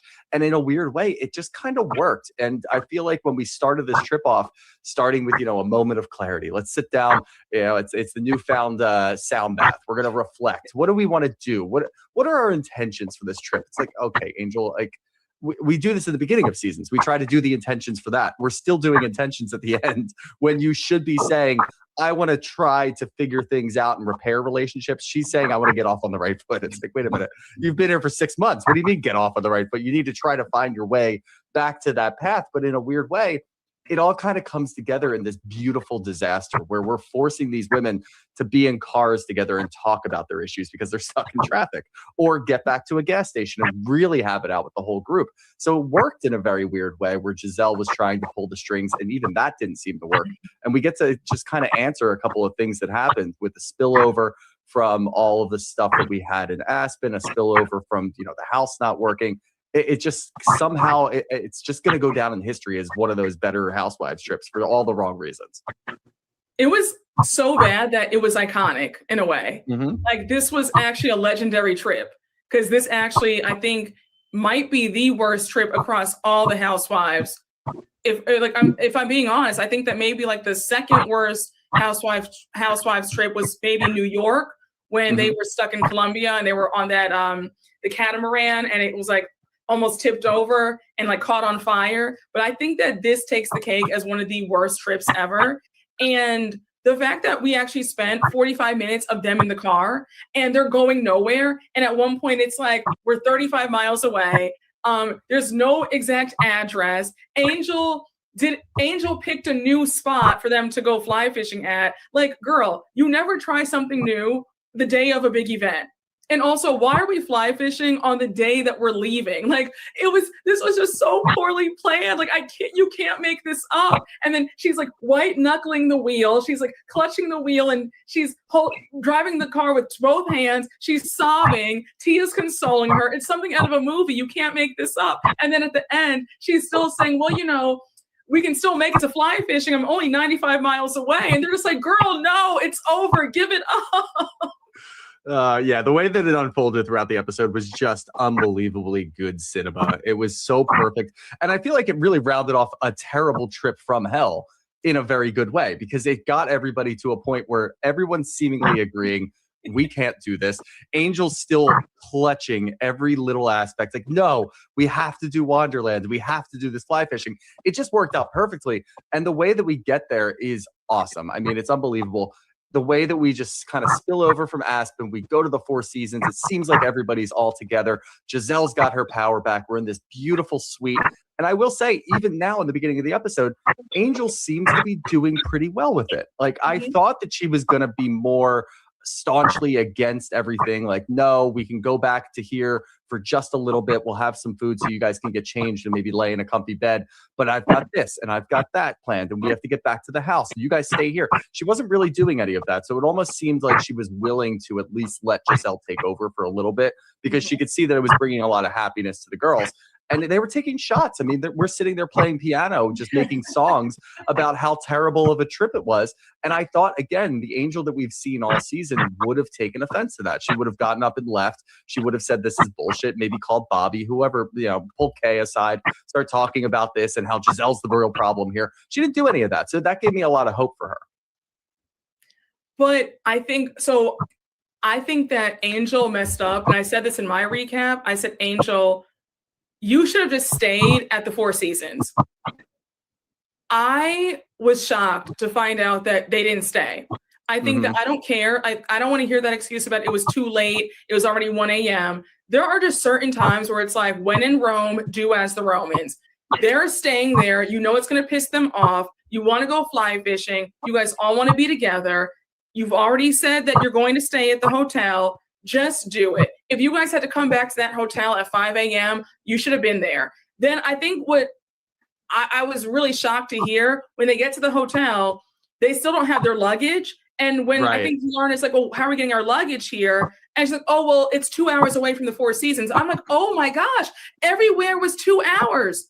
I'm like, everywhere Angel had for them was 2 hours away. I was like, oh, in my opinion, I think that Angel would have really gained favor had she said, you know what? I have the money. Let me call up a personal assistant or somebody to pack up our luggage and have them drive it over here. That's what I would have done. It was just so bizarre. I was like, Angel, why are we going back and forth?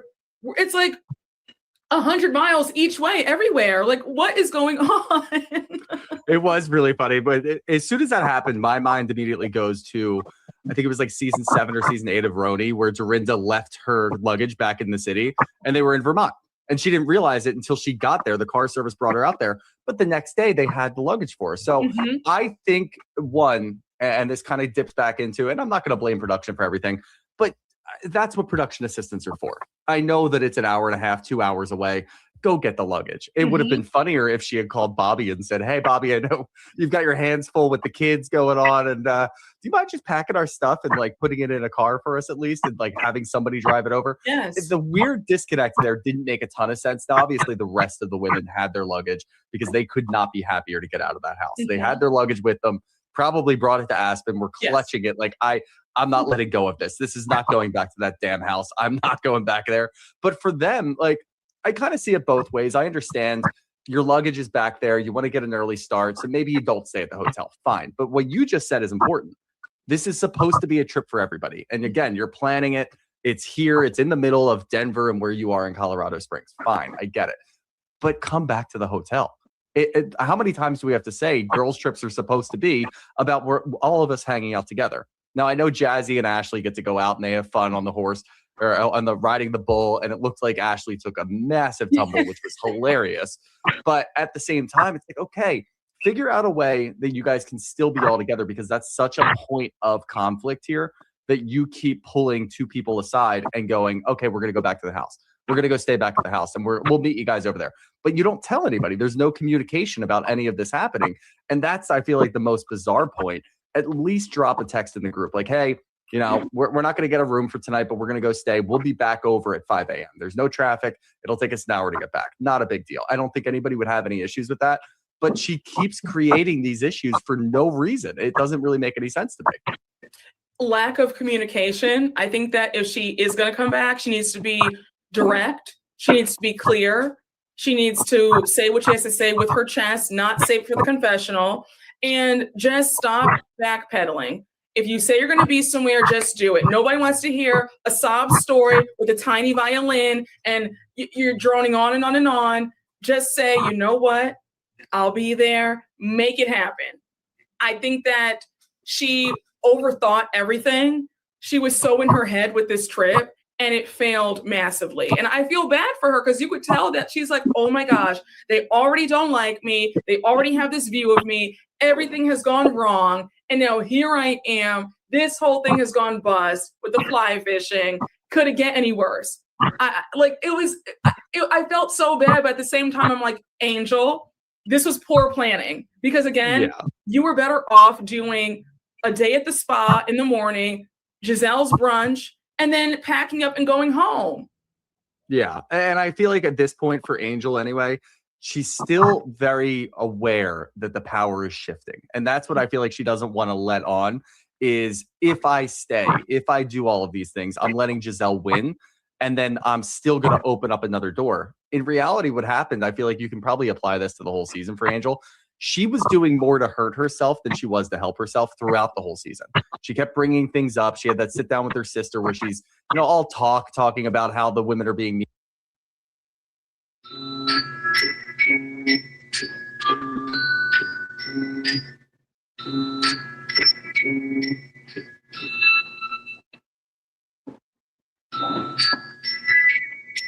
to her, but you know, don't let me get off the chain because I'm going to go after them. It's like, oh, but then do that. Like, I feel like you're not doing that. You keep talking about it, but you're not doing it. And in this instance, this is the best case scenario. You stay at the Four Seasons. You guys all go together.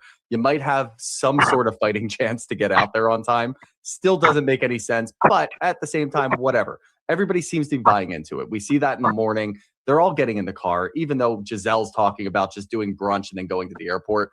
She still gets in the car to go, whether production told her she had to do it or whatever may have happened.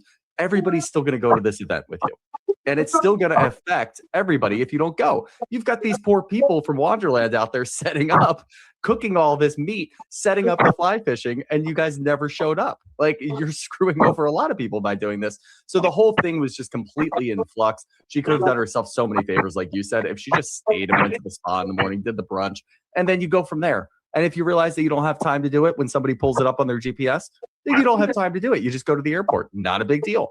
Or, you know, when Giselle's going up, which I thought was such a funny line, Giselle talking about how she feels like she was made for this. I feel like treating these women to a nice weekend and making sure that everybody is well pampered, that's just something I'm made for. She had one trip that I'm not even going to say it was a stellar trip, the Nevis trip. It was not a stellar trip. It went okay. Nobody had any real issues, but now Giselle thinks she was made for this. It's so funny. I'm like, okay, one good trip after 10 years of raggedy trips, Motel 8. Okay, yeah, that doesn't really mean you're the hostess with the mostest, but we'll go with that for now. I think another part to add on about the lack of communication on Angel's part, when they had gotten lost and they only had like 3 hours till the departure time, they got lost in the woods and Kiarna's freaking out. I was like, Angel, at what point do you call up the other women and say, hey, we're lost. You guys go without us. Just go to the airport. She's still holding on for dear life. And I was thinking the fact that they had to call her at the gas station and she still hadn't called them. I'm like, you're giving them another strike. You're giving them more ammo to use against you at the reunion.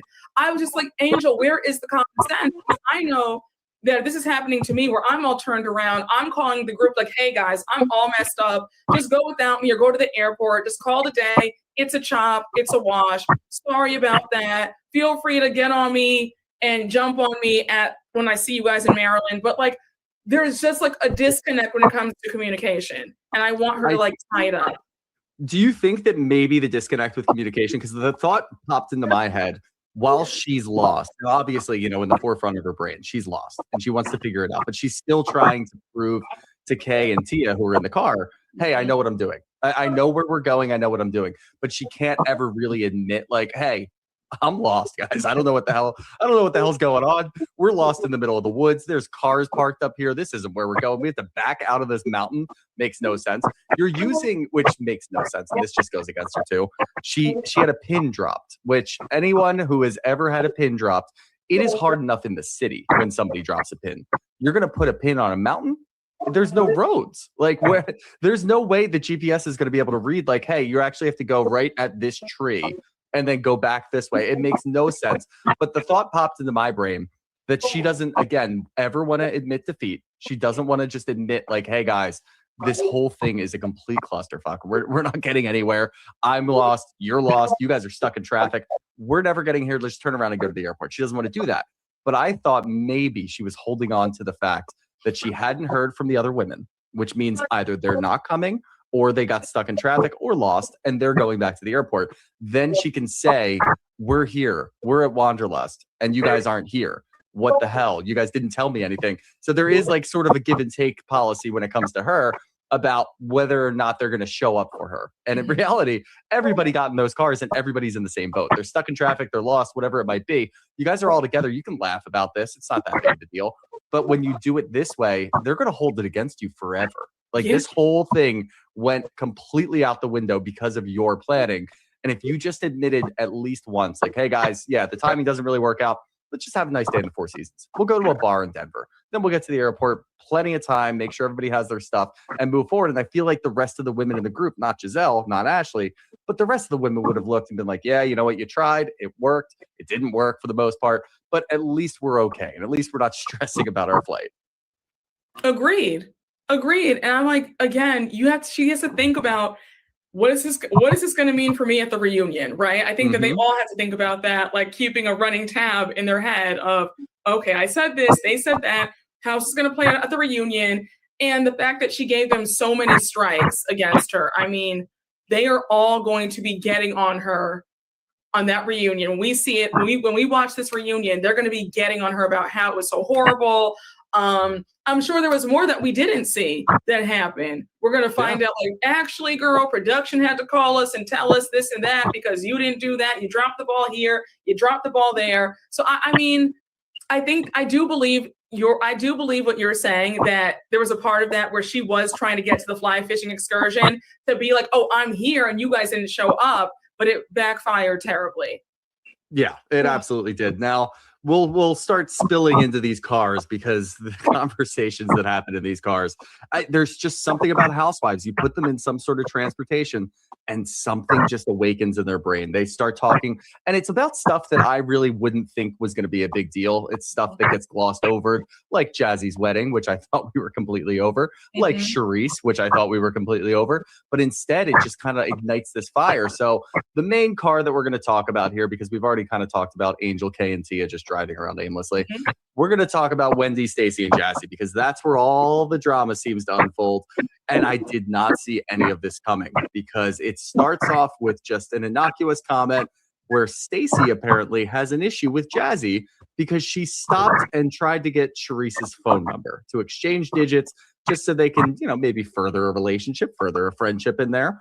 They hadn't really gotten much of a chance to meet each other and talk too much. I think there was some spillover.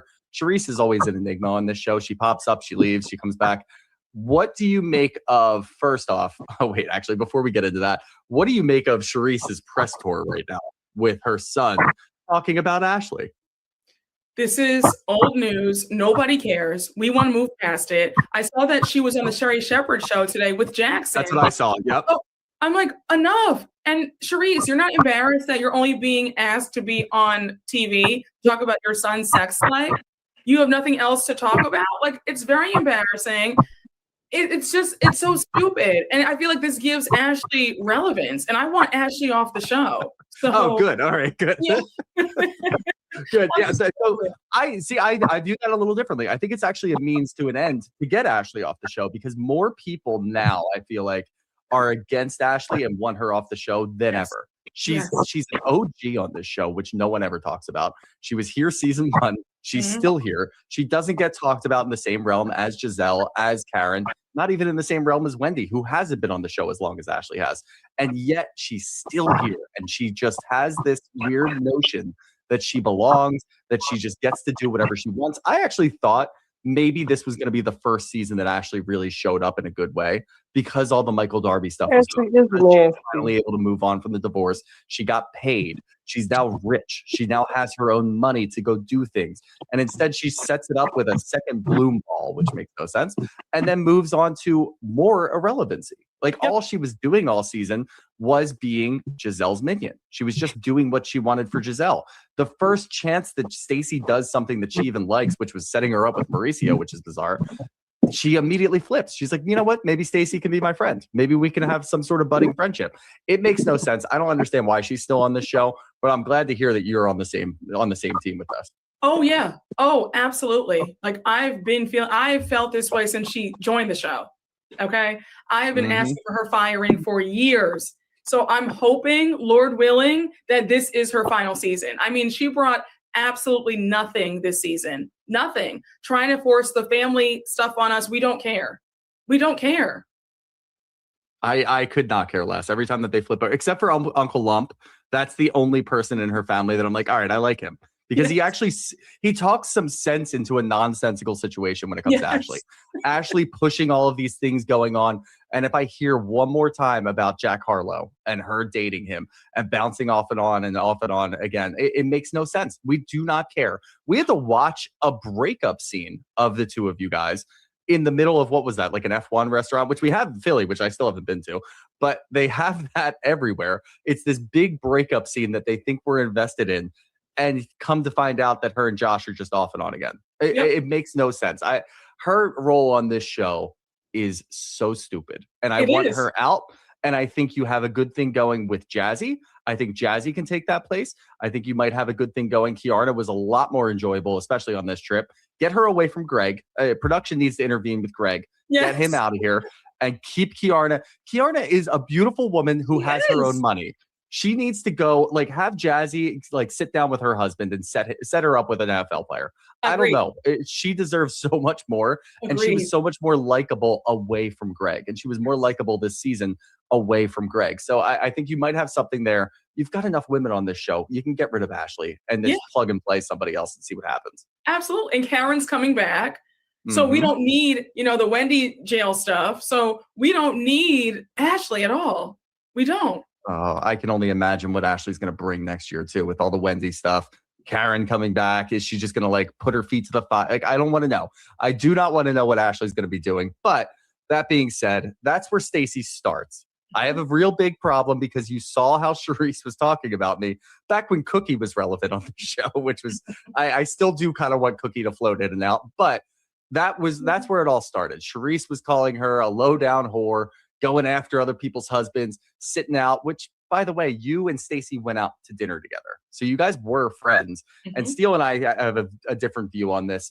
I imagine some guys came over and started flirting with Stacey and Charisse took offense to it. And now this is what Charisse is doing and playing it out that way.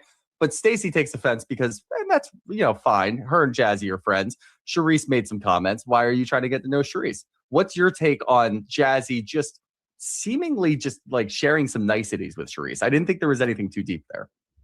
Yeah, I didn't even realize that. Like, I don't even think the camera showed that. So like, I was really surprised. I was like, oh, like they exchanged numbers. I mean, I kind of forget about Jazzy, so I don't really pay that much attention to what she has going on. It's no shade. And I feel like Jazzy was doing a lot this season about very little. Like that little freak out she had in Nevis about Tia. That was really weird. But back to the point, I didn't know where this conversation was going to go. And I feel like Jazzy and Wendy took things a lot farther than they should have gone. It didn't warrant all this screaming, yelling, and crying. Right. Yeah, no, I fully agree with that. But I do like that Jazzy just throws it right back in her face. Yeah. Because we never really did get to discuss the wedding. It seems like an afterthought. At the time, my take on it was, and I tend to do this a lot, when it comes to housewives, I tend to just kind of remove them from the housewives of it all and just look at it like normal people. If you're a normal person, and you and Jazzy, which we don't have a whole lot on their friendship, maybe it is deeper than it's portrayed on the show. But if you're invited to a destination wedding, which the destination was what, Houston? So the destination is Houston. If you're invited to a wedding and you have to go fly to Houston by yourself and none of your friends are going, and you have something else pop up and you're like, oh, you know what? I'll just send them a gift. Like it's not that big of a deal. But then you find out that two of your close friends are going to this wedding. Yeah, of course you're going to end up going to the wedding. Like I didn't really see that was much bigger than it should have been played out on the screen. So I didn't really have an issue. What I do have an issue is with Stacey explaining this and not understanding where anybody's coming from. That is very funny. And I feel like where you get somebody like Angel who kind of gets herself, like buries herself in a hole with lying or omitting some things here and there. Stacey, when Stacey does it, there's a charm to it for some reason. And I don't know what it is. I can't quite put my finger on it, but everybody. I'm going to wash my hair. Do y'all want to watch the Joe Budden? I haven't watched the JBP. Where's Patreon? There's a new pod out. And I think they talked about some things.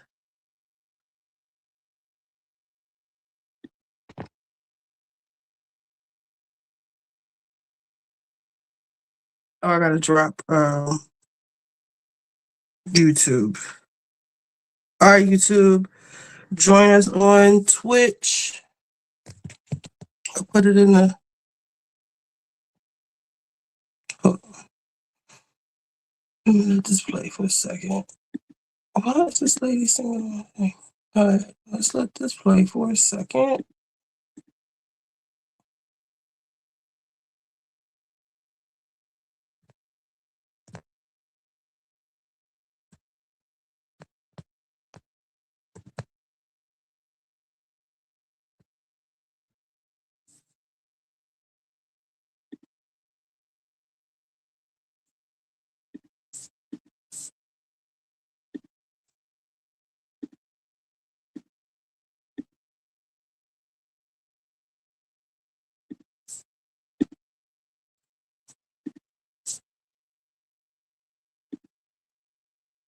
Why don't I have audio?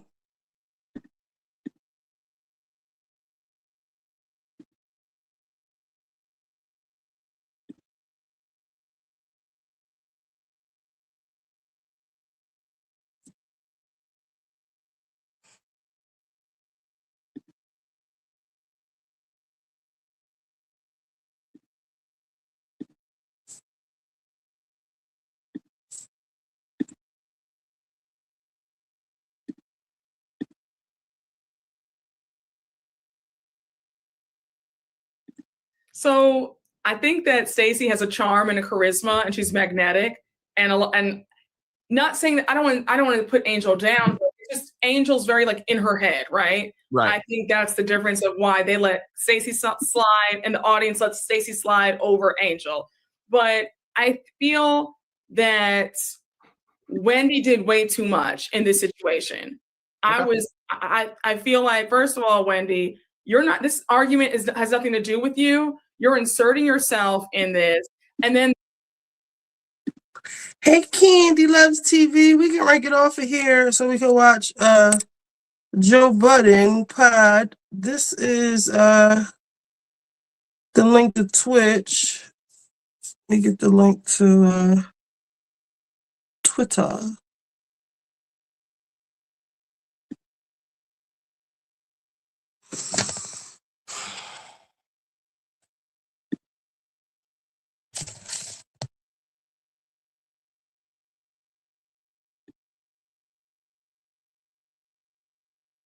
I'm losing my mind.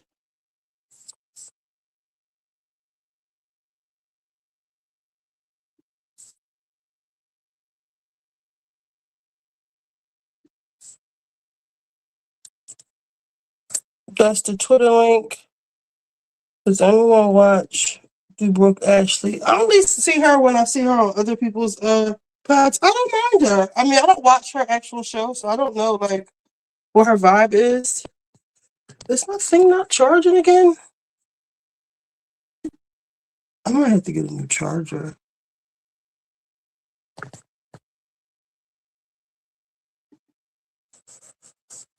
All right, so I'm dropping YouTube. Do you watch her, Ebbs Fam?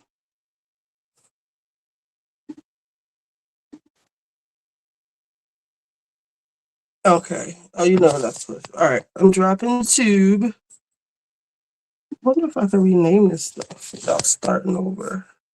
Edit. All right, so we're going to remove